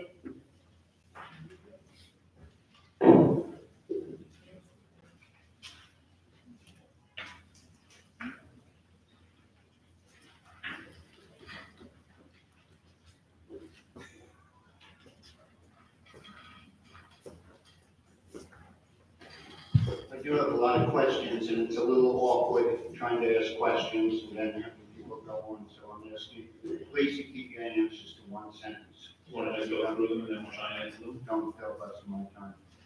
Okay, the debt service, we just heard, went down from, as far as the capital project goes, went down from 9.5 million to 7 million, I don't know the exact numbers.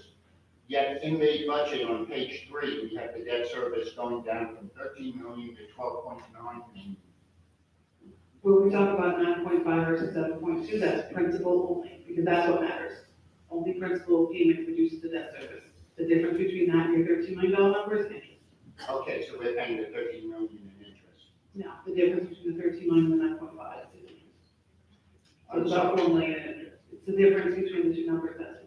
Okay, but we're still, our debt service is only going down 137,000. Total, according to your budget, according to page 3. Okay. On page 40, you have credit card fees, 65,000. What are those? So as people pay for items with credit cards, such as beach passes, daily passes, anything from town clerk, as they pay for items with credit cards, the city has to pay. Yeah, It's the gonna be just like recreation, any other. the recreation department, if you use a credit card, they charge you. And a lot of places charge you. Why aren't we charging? Certain places we do, and certain places it's just not feasible. Why is it not feasible? You just add a number on. Well, when you, No, just one sentence. With respect to recreation, it's built into the software, so it's automatically done. So it's a software It's problem. a software issue. So we can't add 2%. Every place else, it's a manual machine that has to be manual. Okay. The tax assessor, how come we don't use Nassau County's assessment? I mean, there must be a reason. It's really curiosity. We just heard they have a $1 million software program. If you want to move on to the next question, I'll break up when you're done, and he'll answer that. He's the guy to answer. The publicity, we're spending 265,000 in the budget, and I just heard we have 50,000 more to bring people in. Do we have any data that shows a return for investment on these dollars?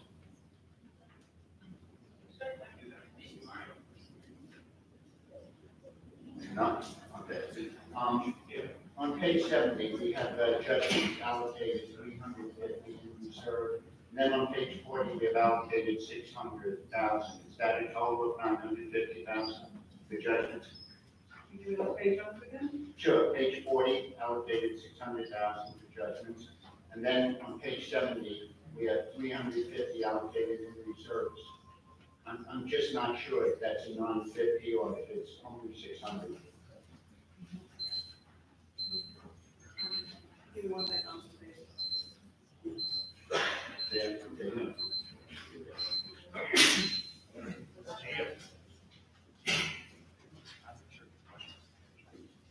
So page 40 is the total for the entire department, not a specific one. Okay. Judgments, I'm just talking about. What does the city have allocated to pay our judgments? So it's the $600,000 in the 1930. Those are judgments that are paid as they come up. So we have nothing allocated for the Haven $100 million. There is no judgment for accident payments at the moment? Correct. There's no payments associated with that at the moment. No, not payments, but there is a judgment. There's no reserve fund, that's what you're asking. It hasn't gone to inquest yet, there is a judgment. There is a default judgment that has not gone to a damages inquest. Inquest, but there is a judgment. Thank you.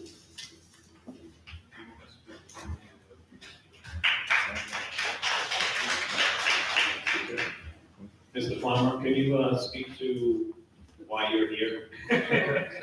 Why we have our own assessors department in the city of Long Beach? When Nassau County originally did the reassessment back in 2003, it was analyzed that the city of Long Beach should adopt the county role, and the New York State Office of Real Property Tax Services was involved. And it was decided that since the county won't share the guarantee, and they won't guarantee their assessment role, we'd still have to defend it, and it would probably cost us even more money to defend their role. We'd still have to manage our exemptions, and it would cost more money. Thank you, Mr. Farmer. I think you saw Mr. Bruno's hand.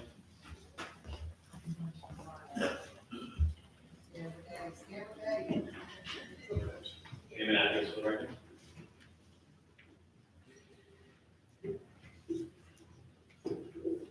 Eddie Verona. There is no doubt our city is in a financial crisis. We have deteriorating reserves, skyrocketing debt, and out-of-control spending. Immediate action is needed. We cannot wait until after the election or until our consultants assess our financial state. If we do not act, Long Beach will not be affordable for future generations. This is why I am proposing $2 million in budget changes. Before I propose my budget changes, I want to discuss the city's accounting. The budget technically is balanced, but this is because we overestimated revenue and underestimated expenses. Our budget projects a 33% increase in Long Island Railroad beach revenue and a 15% increase in beach charges. Though the beach marketing plan that Mr. Agostini discussed earlier may be successful, I think it is unrealistic to assume massive increases in beach revenue. Additionally, the budget assumes a 25% increase in recreation concessions, a 9% increase in membership fees, 15% for recreation races, and 33% in other recreation income. Again, I believe these assumptions are unrealistic.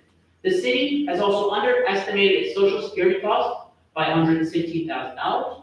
This overestimation in revenue and underestimation in expenses will cause the city to have a $688,000 deficit. Because the reserves are minimal, I propose any cuts fill this deficit, then reduce borrowing, then reduce our tax levy.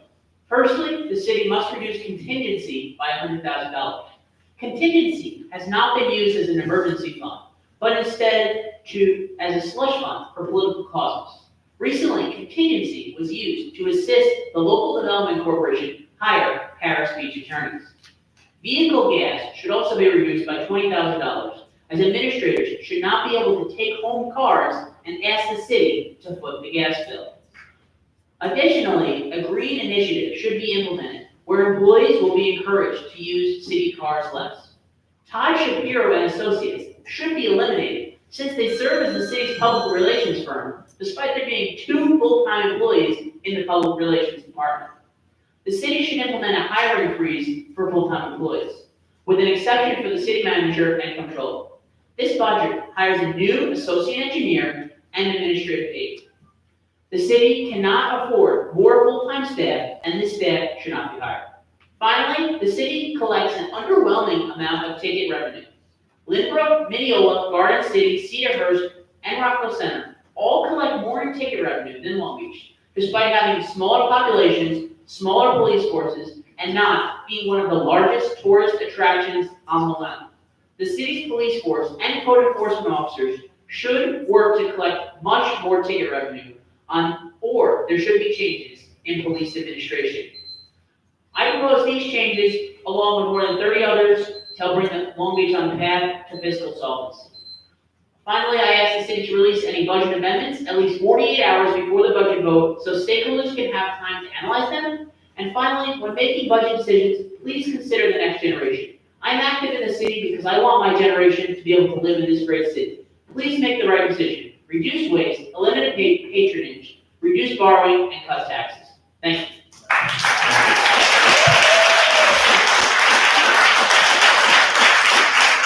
Anybody else care? Anybody else care?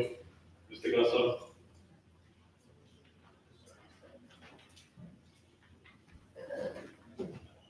Good evening, Jacob, Long Beach.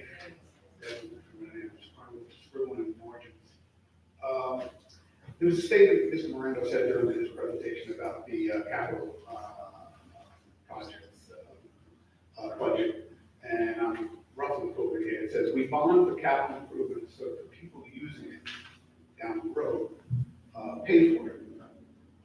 It's hard to square that statement with the city's practice of routinely borrowing to pay separation payments. Separation payments are for time accrued by employees sometime in the past. Those services were delivered. Those hours were already given over, and yet we routinely bond, which makes future generations receive no benefit for that, to pay for that time. Now, in this particular budget, you guys are allocating another $1.8 million borrowing for separation payments. I would suggest that you consider, I know it's a political year, it's an election year, and a double-digit increase would be political suicide, but you should make an honest budget that does not include this borrowing. Budgeting, borrowing for separation payments is bad practice, but you don't have to take my word for it. The New York State Comptroller's Office has routinely and repeatedly stated that to you guys in every budget message that they've delivered to you the last several years, just as routinely you guys ignore it. Now, that a given practice has gone on for years and years is no excuse for continuing it. We used to be able to own other people.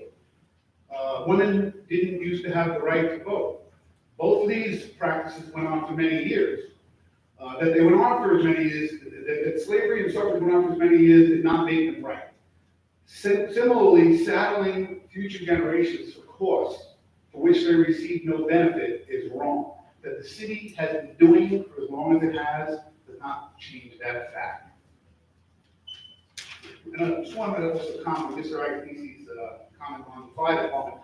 I seem to recall you guys had the ICMA in here a few years ago, and they did an extensive study of the fire department. I gotta think that they took a look at the schedule and what possible alternatives could have been implemented and perhaps resulted in a savings for the city. I'm gonna tell you this has been looked at. It's been looked at by myself, it's been looked at by many other people. 24-hour schedule is the most efficient schedule. There are other departments like New York City that use 9s and 15s, 9-hour shifts and 15-hour shifts to make up the 24 hours. The problem with that is it requires you to hire many more firefighters, many more bodies than you have now. In fact, it's such a bad arrangement that the FDNY offered straight 24-hour tours to its guys several years ago, 10, maybe 15 years ago, and it was rejected by the union because it would have allowed the cities to reduce the overall number of firefighters. So to suggest that 24-hour schedule is somehow the culprit in driving costs, the alternative is hiring, or the alternative is 9s and 15s, either one can cost you more money. Thank you. I think what he was saying is if someone is in on overtime, it's not 2 hours, right? It's a whole shift, it's 24 hours of overtime. So I think that's what he was referring to, that's all. Yes, Ms. McGinnis.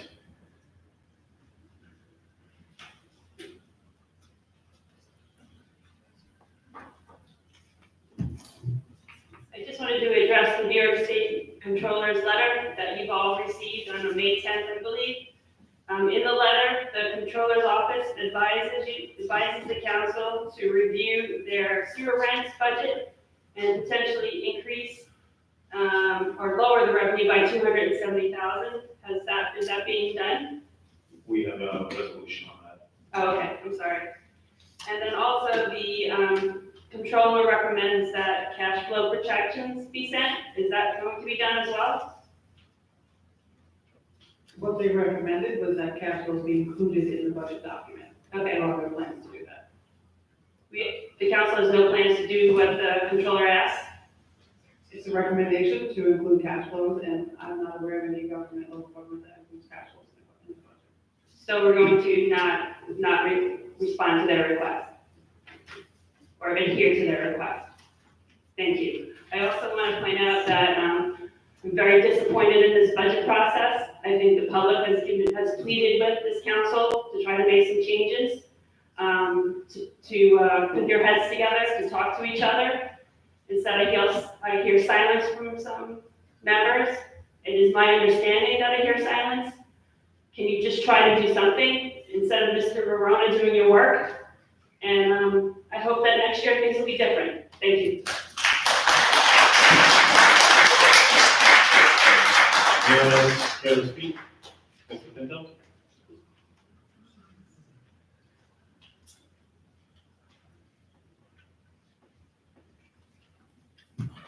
Good evening, Sam Pinto, Columbia Professional Firefighters. Well, I appreciate Mr. Gussler asking questions on behalf of the fire department. Thank you, Jay, but your questions and representations don't cover my membership, but I still appreciate your enthusiasm. These are directed primarily to Mr. Orano. You spoke earlier that you had the opportunity to speak directly with members of your administration about questions with the budget in general, but you found the need to point out specifically your public safety personnel as being issued, which is something you can ask these questions in private, but I know there's no coincidence based on your past action statements that there's no love for the fire department, Professional Firefighters Union. There's no stop there. That's untrue, that's untrue. Okay. That's untrue. Okay, I've heard otherwise. I've heard actually you said that the current test that was just taken, hiring personnel, not one person will be hired off of that. Is that not true? I heard we need additional firefighters. Okay, but did you not say that not one person will be hired off this list? That's not my decision to make, I did not say. Can you just repeat, so did you say that not one person will be hired off this list? I don't believe I said that. Just answer the question straightforward. I just did this. Just say no then if you didn't. I just did. Say that. Please continue. Okay, it's fine. So I don't control the hire. So I'm making I don't a know. statement The towards, administration, I understand the that. administration will hire if they deem it's necessary. We put out a test, because in order to try and decrease overtime, and in order to maintain the minimum staffing agreement that is enjoyed by the fire department, we need more firemen. It's not just enjoyed by the fire Actually, department. I can tell you what I said. I said, I wish I took the test. Sure. But did you also say that not one person can be hired? No. Okay, I heard otherwise, good source. The thing is, like, so you're comparing overtime percentages, that's not a fair number. The easy way to reduce overtime numbers is to hire staff. That's it. No, what I'm saying is you took a proportion, 17%, the overall budget numbers have decreased significantly. Yes, I said that too. And then you think, And I also gave you credit for that. who'd you give credit to? The fire department. That was a connection, no disrespect to the fire department, that was a very long, considered agreement between the union and the administration, not the fire department and the administration. But you won't recognize that. I don't see the difference. I'm just. The fire department union, yes, the UFA. Thank I you. said I'd like to thank the fire department and the city for coming to terms to save the taxpayer dollars. Right. In essence, yes. it is. Right, but then The you also fire said, department- how can we cut overtime numbers? I didn't say that. I said, is it feasible to cut numbers? Is it not feasible? Okay. And I was told no. All right, listen. I was told no. Good, okay, well, because you know what, those overtime numbers correlate with safe staffing numbers, and the amount of people who work, and they have a direct So I'm not correlation. supposed to ask questions about a department that. No, there's no very high coincidence, overtime? there's no coincidence here. You What do know you why, mean? there's no coincidence. The two highest departments in the city that have the highest overtime, I ask questions. It's about. it's That's about my budget job. numbers, it's Ms. about, McGinnis will tell you that that's my job. you should have asked have the budget numbers gone down. Not I'm sorry? true, have the budget numbers gone down. I asked if we can cut those numbers because they're awfully high, and I was told by both departments, no, and I was satisfied by both Commissioner Tagny's and Mrs. It Hightower's doesn't make a answers. difference if it's straight time or overtime, It the does budget's matter. inflated, It if does budget matter. is low, you It have does to matter. Why? Because You want a low budget, or you want a high budget blaming it on overtime? overtime is something that the city can control. If we shut down overtime completely, let's say beach maintenance, it's zero, then lots of projects don't happen and they just don't happen, right? But we cannot do that to the security of our city, for the fire department and the police department. It's a We total- can't just end the overtime there. And I was pointing that out, actually, that your department gets $500,000 in overtime because the city needs it. That's what I was pointing out. But you also left out the fact that the budget numbers are lower year to year. That's what I'm trying to point out. I said a few years back, it was $800,000, and And about the together, overtime numbers. collectively, we have brought it If you down. have higher staff, I don't understand what you're trying to do here. I Because was- I'm on your side. I actually stood up for the $500,000 that your department gets in overtime. I'm very simply trying to express one thing. No, that's not what you're trying You to do. just asked, you understand, the question is it overtime or is it regular salary? If you have an inflated budget in general, right, and it's, let's say it's $5 million, and it goes down to $3 million, but there's less straight time and there's more overtime, you still went down $2 million. You failed to recognize that. You want to say, look at us, they have high overtime because they don't have any staffing. You depleted the staffing, so people have to work shifts. Which is why we put out a test. Okay, so you're gonna hire. No, that is up to the city manager. Okay, thank you very much. Anyone else here to speak?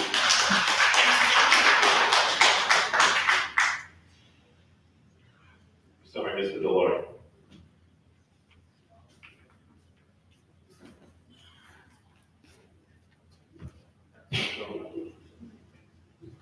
Just one thing, I looked at the past 6 years of the controller's report on overtime. And, I think the issue is more, if you have a budget, you have overtime, who's ever in charge of that department, you hold them accountable. That's it. I don't think it's been done here in the last 6 years. As far as the assessment software upgrade, have we received an RFP on that software amount? It was quoted, I think, Mr. Flammer said $1 million. I don't know if that's accurate. I think you can get a substantial reduction in that number. The other point is, I think the county, I would never use the county software. I would never use the county because Laura Curran's reassessment is to correct things that were done and promulgated since 2008 and 9. And if I'm incorrect about that, Mr. Flammer can correct me. It's always better to have your own assessment department. They know the properties, they know the individual streets, they know, and this is by no means standing up for the assessment department, it's just fact. Is that right? Don't you know that the neighborhoods you have to know. Yes, I know the boulevards. So, so my concern is, I've done RFPs for assessment software. And I just urge you to do that because I don't think there's gonna be anywhere near that. Just keep it in the back of your mind. That's number two. That's all I have for now. I'm sure I didn't attempt to speak on this, but Correct me if I'm wrong, but I thought you said using the county software would cost $1 million. And that's why we didn't want to do it. Tyler came in and gave a quote back in the day before my time. They gave a proposal to all the cities and towns, and the cost, it was to do the assessment, but also to do the collection, and the cost for each town was approaching $1 million. for each town, it was $1 million per town, not based on population or parcels or anything like that. It was in that ballpark. Because you can't allocate, 10,000 properties to a $35,000 unit property. It's gotta be relative. Right, so I think that's why he's advocating not using the county, and that in a year or two, we're gonna have to either upgrade or get new software of our own, so we can continue doing what we're doing. Yes, I totally agree with that. Totally agree with that. But I thought you were looking into new assessment software. Possibly worst case scenario. Gotcha. Okay, and that point is if you do, you get an RFP. Thank you. Thank you, Mr. Delore. Anybody else care to speak on the budget? Any council members have any follow-up questions or anything else they care to ask? Mrs. Blanchett?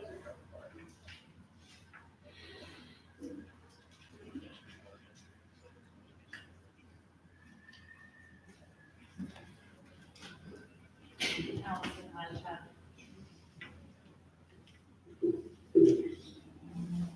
I'm not sure if I should be speaking about this now or afterwards, so I'm just gonna speak now. And it does As long as it's have to do with budget related. Yeah, Any budget related. so,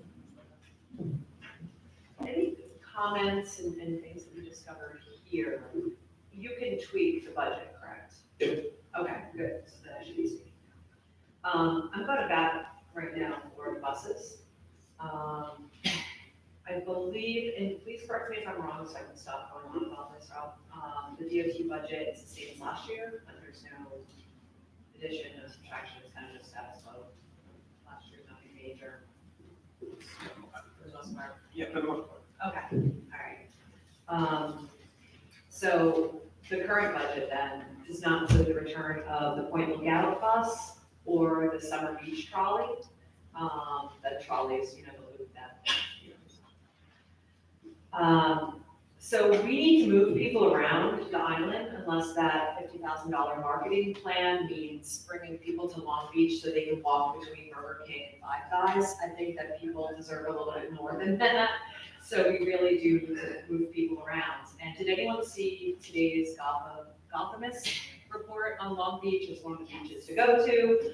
They talk about do not drive your car here because you're going to do the rage loose.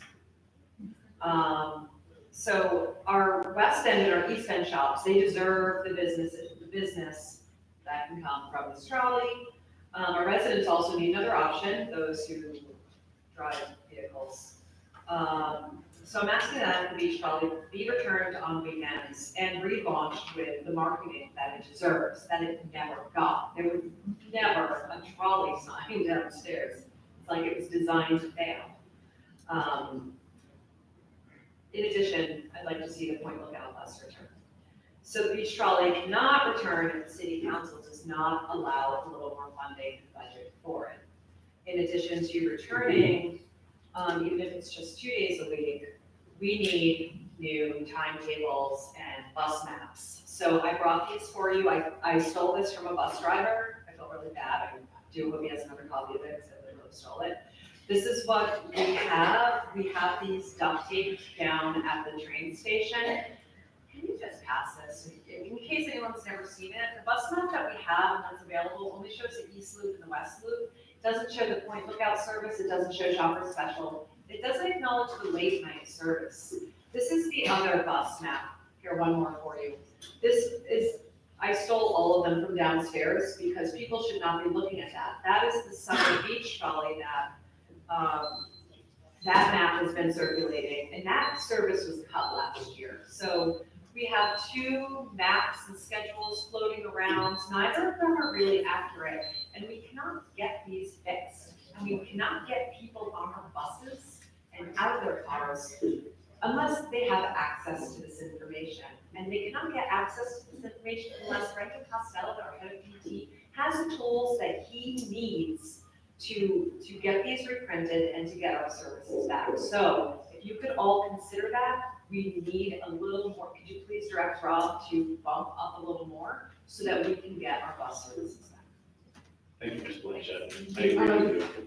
I totally agree with you that we need electronic records. Someone want to speak to the actual bus maps because it's been over close to a year. I know this was raised here and several other members of the community sent emails with concerns with respect to the bus map. So where are we with that? Is there an update? Are we moving forward with corrections? Meaning that at this time, we're trying to maximize the amount of people who use our services. I was just made aware of those issues last week with respect to that. So, now I have to, thank you. And now I have to do a thorough review of the maps themselves, in terms of shortcomings. The trolley service itself, I don't think there's a current plan with respect to the trolley. I'm sorry, I just asked about I assumed that the trolley was coming back on the weekends. It's been a statement over the last 2 years. I am talking to your director of transportation about that now.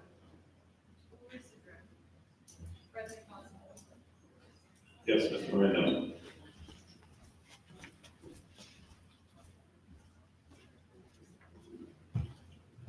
One of the suggestions I heard on reducing the budget was to eliminate it to associate engineer.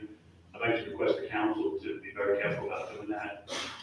We really could use another person. You saw the list of projects we have to deal with. It's just Joe and I, and there's several reasons that I would ask that you not take it out of the budget. Number one, a lot of our salaries, Joe's, mine, and the new engineer would be charged to FEMA projects. We have a ton of projects that we're managing, whether we have an outside engineer working on somebody else to deal with an engineer. Number two, Joe has been here since he was 14 years old. He's probably about 5 years away from retiring. I'm gonna be 66 in a couple of years, and I'm gonna not had it. One of the most important things, one of the big reasons I can rely on Joe is all his institutional knowledge. We need to bring another engineer along, start teaching that institutional knowledge to that person, and really train them on all the history of Long Beach, the projects, so that 5, 6 years down the road, when both Joe and I are gone, there's somebody here that has that institutional knowledge. So I would ask the council not to consider that cut in the budget. Thank you. During tonight's presentation, I heard you say that you and Joe were able to do the engineering work on one of the projects and save $40,000 to $50,000. So 2 projects like that pays for the engineer, right? That's correct, and that would give us another field person where some of these other projects where we do road reconstructions, we can use that engineer to work with Joe and I, right, and really even save more money. Right. Thank you, Commissioner.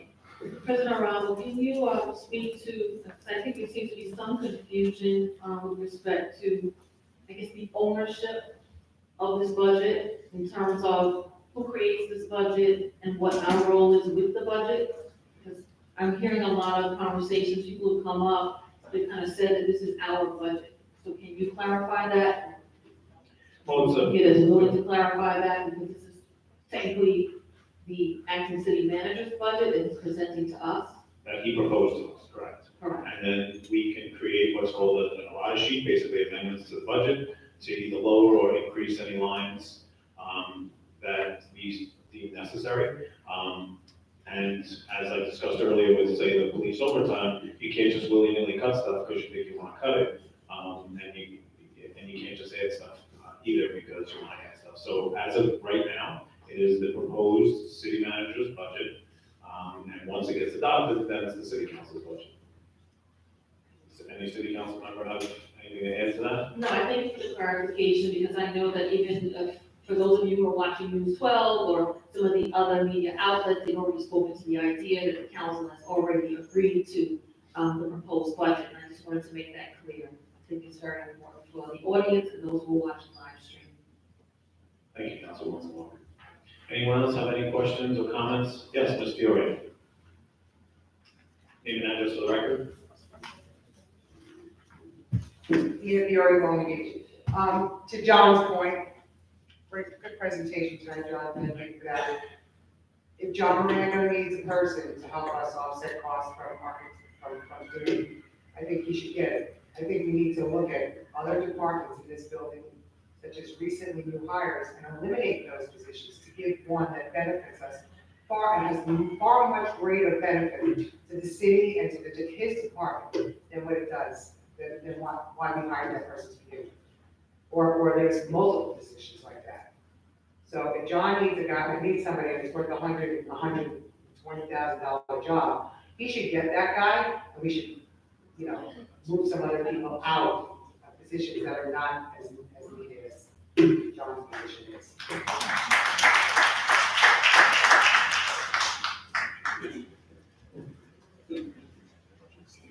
Sure, we actually did remove a position from this year's budget in order to accommodate this new position.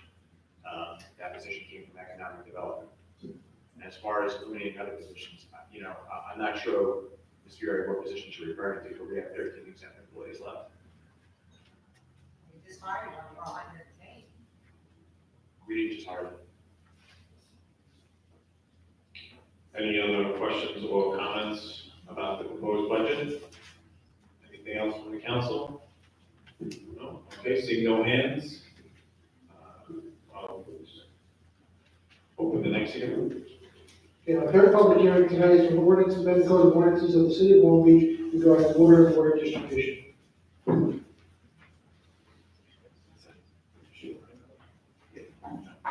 So with respect to this item, I'd just like to call up Commissioner Miranda.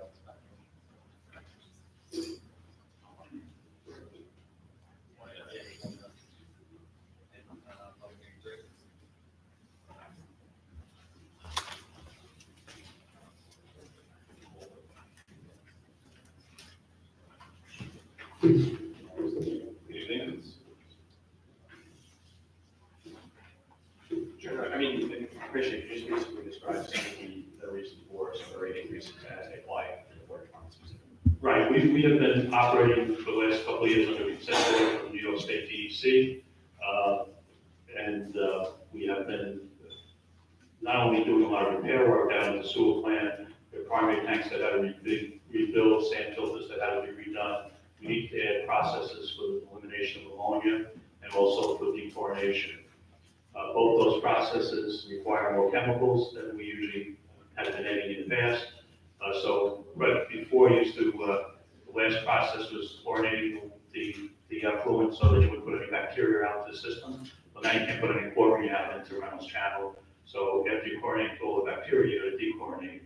So that's quite an expensive process, a very highly toxic chemical, it requires special handling.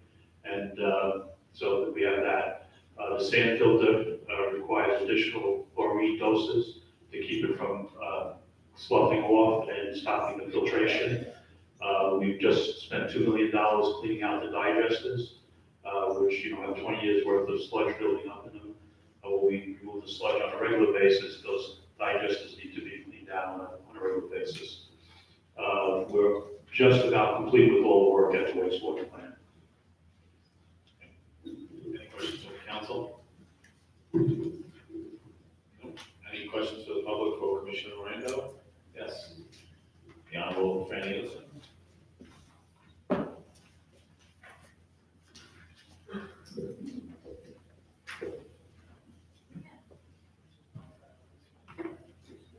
Good evening, Franny Olson, Long Beach. John, I just have a question, very simple question. Based on minimum usage, obviously we need to have all these things done.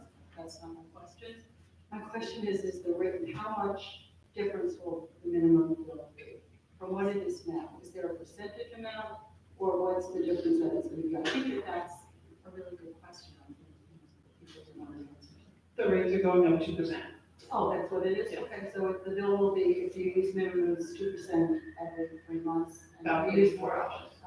Okay, great, thank you. Thank you. You were speaking specifically about sewer? Water, yeah. Yeah, this was water. It's kind of both? Yeah, it's- I mean, Exactly. okay.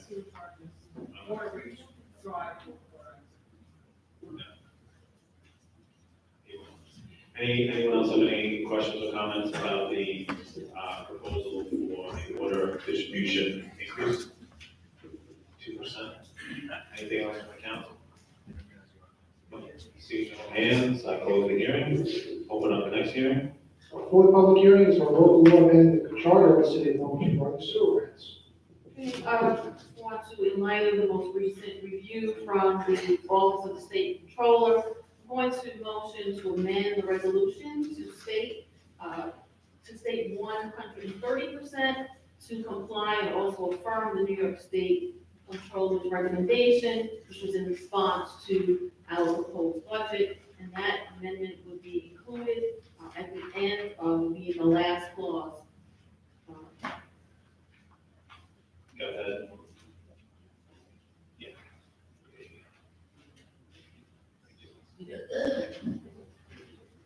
I didn't call the item yet, but we're still in public hearing, so if we can hold off on that amendment, so item on the calendar. Gotcha. So it's- Okay. For that, I call the item. We will try again in a couple minutes. I'm ready. Okay. Does anyone have any questions on the council for Commissioner Miranda about the sewer? I think he did go over the high cost of cleaning our effluent to make it consistent with the DEC's requirements. Does anyone have any questions? No? Any questions or comments from the public? Okay, seeing no hands. Oh, I'm sorry, I see Ms. Treston. You want to just, hey, Ryan, you want to just bring the microphone over?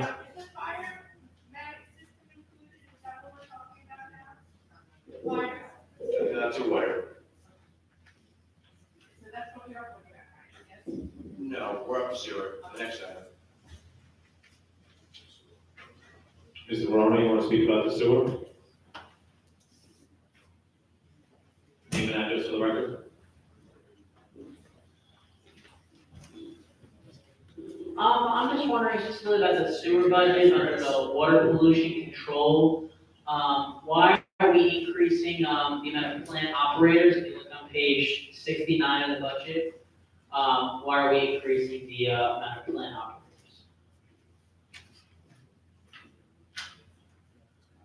I'm not really sure if it's this item, but. Yes, and this is why we're increasing sewer rates, to pay for the increase in sewer costs, which is plant operator. One of the costs is our increase in plant operator.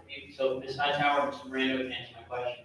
We're not increasing trainees when, after a certain amount of time, once they get their licenses, they automatically have to be moved from training to an operator. So as you can see, the trainees went down and the plant operators went up. Wonderful, yes. Thank you. Okay. Anyone else about sewer rates? Mr. Miranda.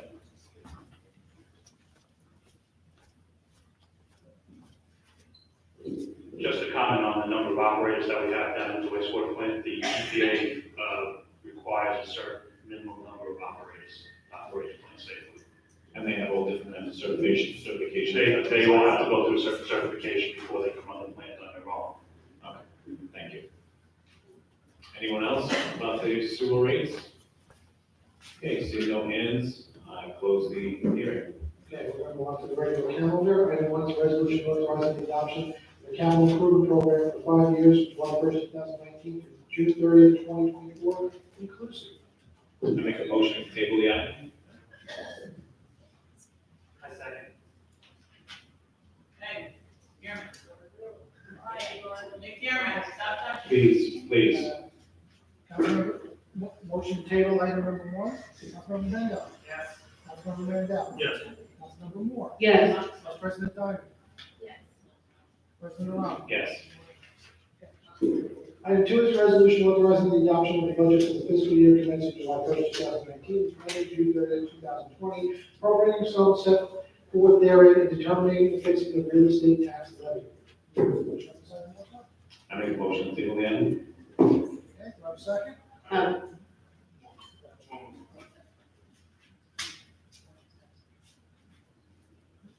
Councilmember Bendo. Yes. Councilmember Mandel. Yes. Councilmember Moore. Yes. Vice President Diamond. And President Romano. Yes. Okay, item's been tabled.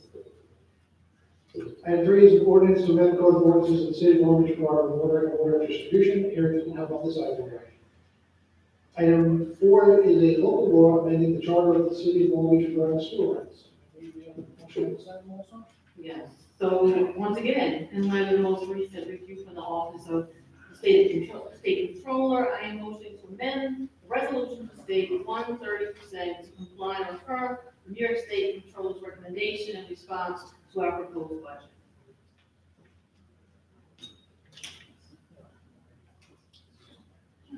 I second the item. So I have a motion to amend the item, change the percentage of the rate from 125 to 130, correct? That's right. Okay. Councilmember Bendo. Yes. Councilmember Mandel. Yes. Councilmember Moore. Yes. Vice President Diamond. Yes. And President Romano. Yes. Okay, now we go on to the resolution. Items 1 and 2 have been tabled. So item 3 is an ordinance to amend the code of ordinances of the city of Long Beach regarding water and water distribution. Who introduced and move the adoption of this item? I will. Second? Voting, Councilmember Bendo. Yes. Councilmember Mandel. Yes. Councilmember Moore. Yes. Vice President Diamond. Yes. President Romano. Yes. And item 4 is a local law amending the charter of the city of Long Beach regarding sewer rights. Introduce and move the adoption of this item as amended. Second? I will. Voting, Councilmember Bendo. Yes. Councilmember Mandel. Yes. Councilmember Moore. Yes. Vice President Diamond. Yes. President Romano. Yes. We will make a motion to close the meeting. I will. Second? Voting, Councilmember Bendo. Yes. Councilmember Mandel. Yes. Councilmember Moore. Yes. Vice President Diamond. President Romano. Yes. Okay, we now move on to our good welfare portion. As everyone knows, we have 3 minutes of time. Or top, thank you, Ryan.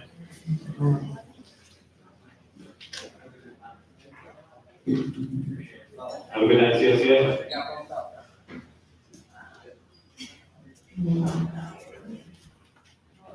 Thank you, Mrs. Hightower.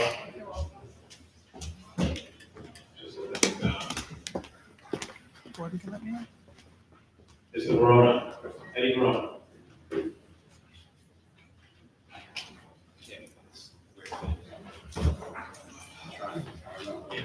Before I start, I just wanted to point out once again how, even though my card was not moved, Mr. McTiernan, once again, was playing with the cards, he was touching them, and I've asked him repeatedly, and I've asked Mr. Aramo to instruct Mr. McTiernan to not play with the cards, and every time he touches the cards, I'm gonna ask the COA to please put the camera on him, because it is just wrong, and I think there's no coincidence that people who oppose the administration end up at the bottom when Mr. McTiernan touches the cards, regardless of whether when they came.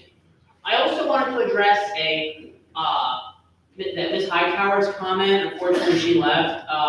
She said this a couple meetings ago to me about how the city, when we were implementing CMA, that I had asked the city if we submit our 5-year financial plan to the New York State Comptroller as required by deficit financing, and she said we do, yet I have FOIL for that from the New York State Comptroller, who has said no records exist, and I also have a FOIL out for the city, which again has not been responded to.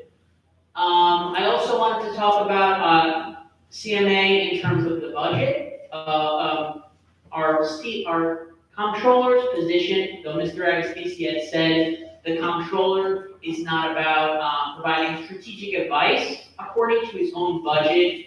If you look at the comptroller's section, it says that the comptroller is not just an accounting person, but they are also a chief financial officer, should provide advice to the city. So I think Mr. Agnesisi should read his own budget, and that $144,000 for CMA, and to allow us to say that we need CMA, we need to spend $144,000, and yet we cannot make any major budgetary action without CMA, I think it's wrong. And again, we cannot continue to kick the can down the road. We cannot continue to keep saying, borrow, borrow, borrow, spend, spend, spend. And there needs to become a point where we need to start saying enough is enough. Now, I have some budget questions for tonight.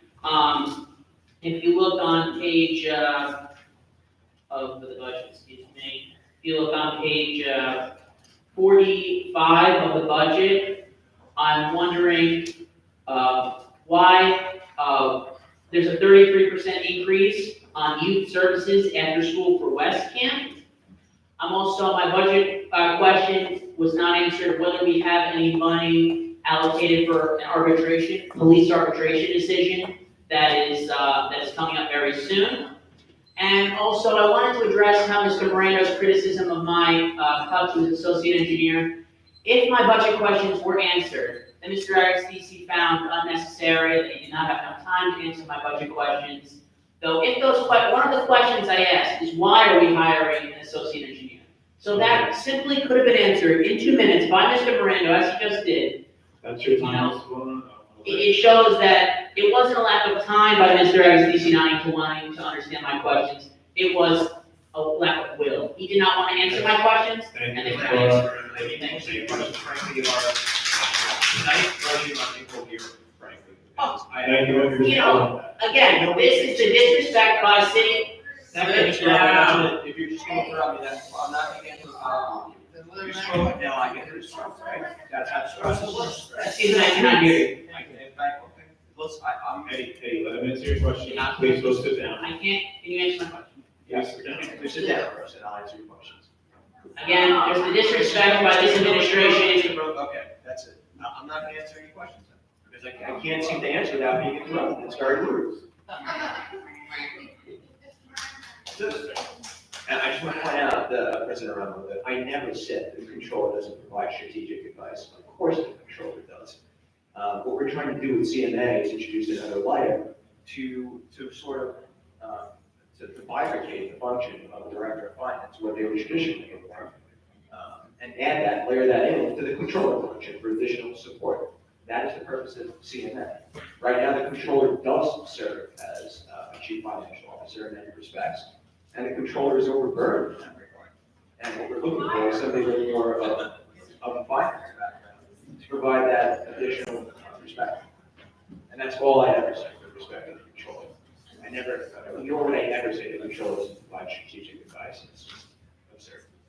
Okay, so now we've had the clarification. I just think it's important that everyone has a fair hearing. Everyone has a right to come up and ask questions. We may agree or disagree with the questions. We may also disagree with the way that the questions are framed, but we still have the right to give people a fair answer. If we can't do that, then there's no purpose for us to have this meeting.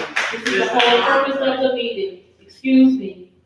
The whole purpose of the meeting is to serve all of you who are sitting in the audience. Everyone has a right, this is a democracy, everyone has a right to come up and ask questions. We don't always have to agree, but we can disagree to agree that we want to respect each other. That's all. It's very simple, doesn't take that much. Civility is something that costs us nothing. So we can do that here, because all of us care about the city. Thank you. Mr. Delory.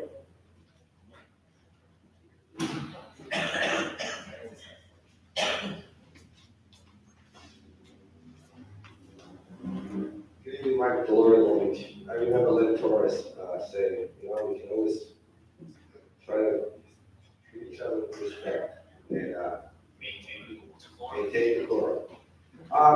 David, if you don't mind. Yes. And for Beach member. I don't know if you're aware of this, but I'm just gonna read something because I figured I write it down when I read it. Okay. I am requesting the current city council to write a letter to County Executive Laura Curran and Mr. Moot, the current county assessor, to explain why the rate charged to every homeowner in the city of Long Beach is higher than the city of Glen Cove. If you look on the sheet that you currently have, maybe you don't have it in front of you, there's a county police headquarters tax. The rate charged to the city of Long Beach is 109.894. Okay, you all see that? Yes. Okay. If you all live here, this may even save you individual money, if I am correct. This is something Councilwoman, County Legislator Denise Ford had mentioned, I think $11 million in savings potentially, and I don't know if County Legislator Ford is still here. Okay, she would probably know more than I do on this one.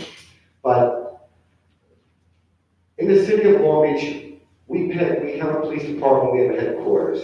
All residents throughout the county are charged this rate. As you can see, Rockville Center, Malvern, and Lynbrook, and the city of Glen Cove are all charged fairly similar rates of 87.761. We in the city of Long Beach are being charged on the general tax a higher rate. If you know the answer to this, because I don't, and I don't think anybody else does, I would recommend that you as the elected officials write a letter to the county executive and David Moot, the assessor, asking for them to explain why that rate is what it is. If there's an explanation, that's fine. We could share it with myself and the residents here, but it may save approximately $200 in your general town tax bill. The reason I compared Rockville Center, Malvern, and I selected those is because they do have a village police department. I can't pick Merrick, I can't pick Baldwin, because they don't have, they're covered by the county. So it is comparing apples to apples. Thank you very much. Thank you. Thank you, Mr. Delory. I'm curious if it's based on population, we'll definitely find out an answer to that. I don't know. Right. Yeah, maybe County Legislator would know, but I think she. Okay. We'll definitely find out the answer to that, thank you. Mr. Matt.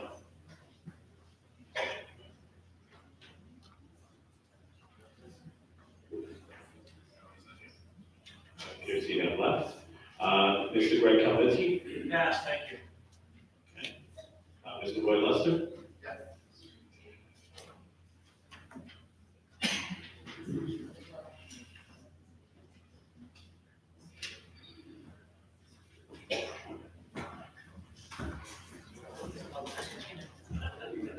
Just one comment and one quick question. Ms. Moore, you're right. Everybody should have a right to ask questions. What I think is they should have a right to get the answers. I support that And not- 100%. And not at the expense of them being able to ask questions. And this entire procedure is a farce. The idea that we can come up and a lot of people are watching, ask good questions. And they're curious. They're not asking the questions to be argumentative. They are curious. And yet, they can't get a good answer because it's running on their time. Now, for years, it never worked that way. And then January, well, the president of the board decided to change it. And it's not working. And I think you see it, and I kind of would ask the entire city council to change that. Because people come up and they're asking a question. And it's nice to get an answer. And you know Anyone's what? free to answer at any time. What? Anyone is free to answer a question at any time. But this takes their time, Anthony. It never was like that before until you decided to change it. Without consulting any of the other council members, you decided to change it. So now people come up and they can't get an answer to their question, or they have to say, as I had to say today, keep it to one sentence. And there's so much more to say. There was no reason to change it. It was your time. You guys were answering. You could control the time. The other thing I'd like to bring up is I've been asking now for months for a defibrillator in the pool. I can't understand why we can't get it. The fire department says they have a couple of stairs that can be refurbished, and we could get it. It's a matter of life. Why can't we get a defibrillator at the pool? Yes, there's one in the rec center, but you know what? If you go to the pool and something happens, the lifeguard, and it's only one lifeguard there in the morning, the lifeguard has to go downstairs through the locker room to get the defibrillator. There's a space for the defibrillator right there, right on the wall. There's no reason not to put one up. Thank you. Thank you. I think we're all in agreement with that. Right, you someone to address this? What? Hold I on, thought, say it. when you and I spoke, emails were exchanged with the council and the acting city manager, I believe that issue is being reviewed. Yeah. Well, what review? Stop, it's a Why I defibrillator. just only relate to this task. Yeah, okay. Please go to the messenger. No, but has it reviewed? I can only give you the answer. I just signed that, I can answer the question. I just signed a purchase order for Mark's. What? I'm sorry. I just signed a purchase order for Mark's for the defibrillator. We are in the process. I actually mentioned the repurposing, and that's the designation. Okay, thank you. No problem. Ms. Blanchett.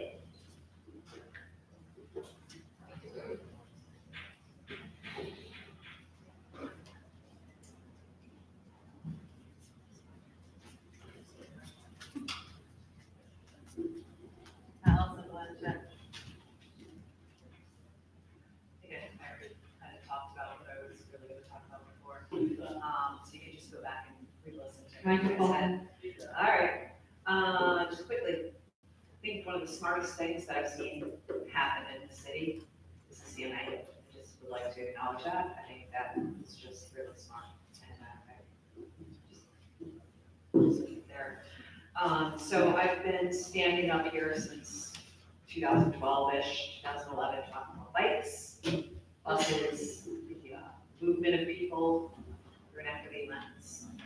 For a long time, I've been doing that, and I just wanted this council to know that I just have to say thank you to Denise Ford, extra double thank you to Greg Kalinsky, to Brendan Costello, to Robert Agostisi, because finally, after banging my head against a wall, being shut out of City Hall by Jack Schneerman, and Michael Robinson, I'm finally able to have some really great conversations with our government. And I think, Aramo, you and I, we've known each other. I've known you longer than anyone up here, and you know how the subject of this is. So I would like to just acknowledge these people, and because I really appreciate it not being lost anymore. That's really all I wanted to say. Thank you. And the bus study that we did, that was a couple of years ago, that was good. Yeah, that was actually something we discussed. We did. That we need to redo that. We need to make our buses work for the But people. we need to implement the findings of that. Yes, That would work too. yes. Thank you. But I just needed to say thank you. Appreciate it. Ms. Hession.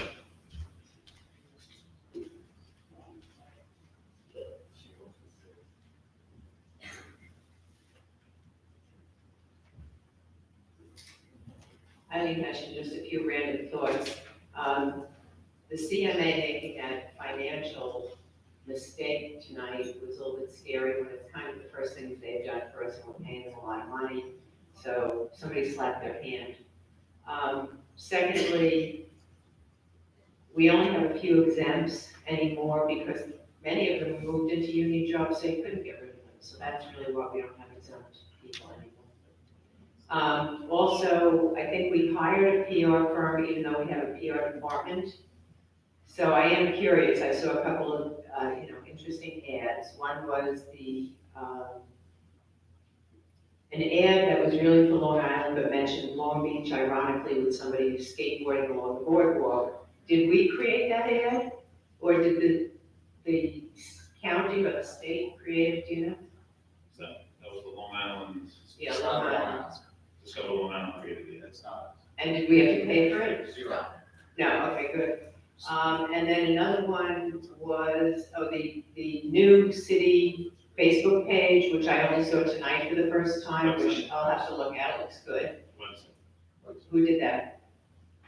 Gov Office and Public some relations internal. department work with Gov Office. Our public relations department, right? Is that what you said? And with an outside. Oh, so do we have to pay anybody extra for it? And a consultant. So we have to pay somebody. Because we already have a PR firm and people here, we shouldn't have to pay anybody anything extra. We don't have a PR firm. There's no outsourced PR firm. And there I has thought we did, I thought we hired a PR firm. No, Okay. that firm has now been here performing work since February, since the end of February. Oh, okay, thank you. And then also, Mr. Agostisi, you said that the comptroller is overburdened, which certainly she is. You know, she's only here part-time supposedly, and she has a full-time job somewhere else. So I still don't understand why we don't hire a comptroller. I know we pay her per hour, right? Is she making less than a salary with us? She's here so many I don't hours. have the numbers at my fingertips, but she's certainly making less than a full-time salary, absolutely. And is that the reason that we're not hiring someone? No, we're pretty active, I'd say. Really? Yeah, I'd certainly A say so. comptroller sounds like a job that there'd be a lot of them around looking for jobs. Okay, keep at it then, thank you very much. Sure, thank you. Mr. J. Russell.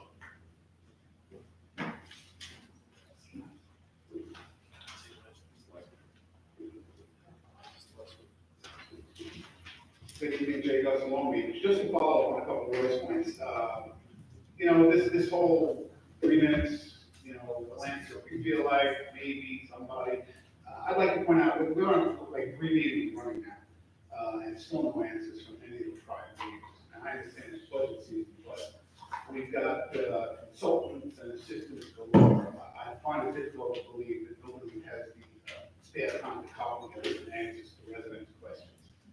But I'm gonna ask him anyway. Mr. Agassiz, are you ever gonna show us that agreement that you're unlawfully withholding from disclosure? How is the search for a permanent city manager going? Can you give us an update on that? How is the search for a permanent controller going? Also like an update on that. And you sparred with Mr. Lester about terminology, him referring to the $50 million default as a judgment, and you took issue with his characterization of that as a judgment. So if it's not a judgment, then what do you call it? And can we get a update on the status of that? And just to go back to the fire department overtime issue, no time in nature to admit defeat, but you guys can't keep medics. You're going through them like underwear. You're not paying enough money. It's a very, very difficult job, and you just can't keep them. You rotated, I think you have 3 medics that are from the original crop that you hired after the ICMA report. So what are you doing is you're covering those medics with overtime, and when you can't get a medic to cover a medic with overtime, you're covering them with fire. Now, that's fine. I understand that the service needs to be provided by whatever means necessary. But to then portray the fire department overtime situation as problematic when it's really a function of the medic program that you implemented being such an abysmal failure, I don't think it's fair to beat up on the firemen over that. And in fact, I call upon you to admit the failure of this program and scrap it and go back to using cross-trained dual-role firefighter paramedics. Thank you, Mr. Guston. Okay, that's it for tonight's meeting. Thank you everyone for coming. Please get home safe. And we'll announce the meeting for next week within the next couple of days.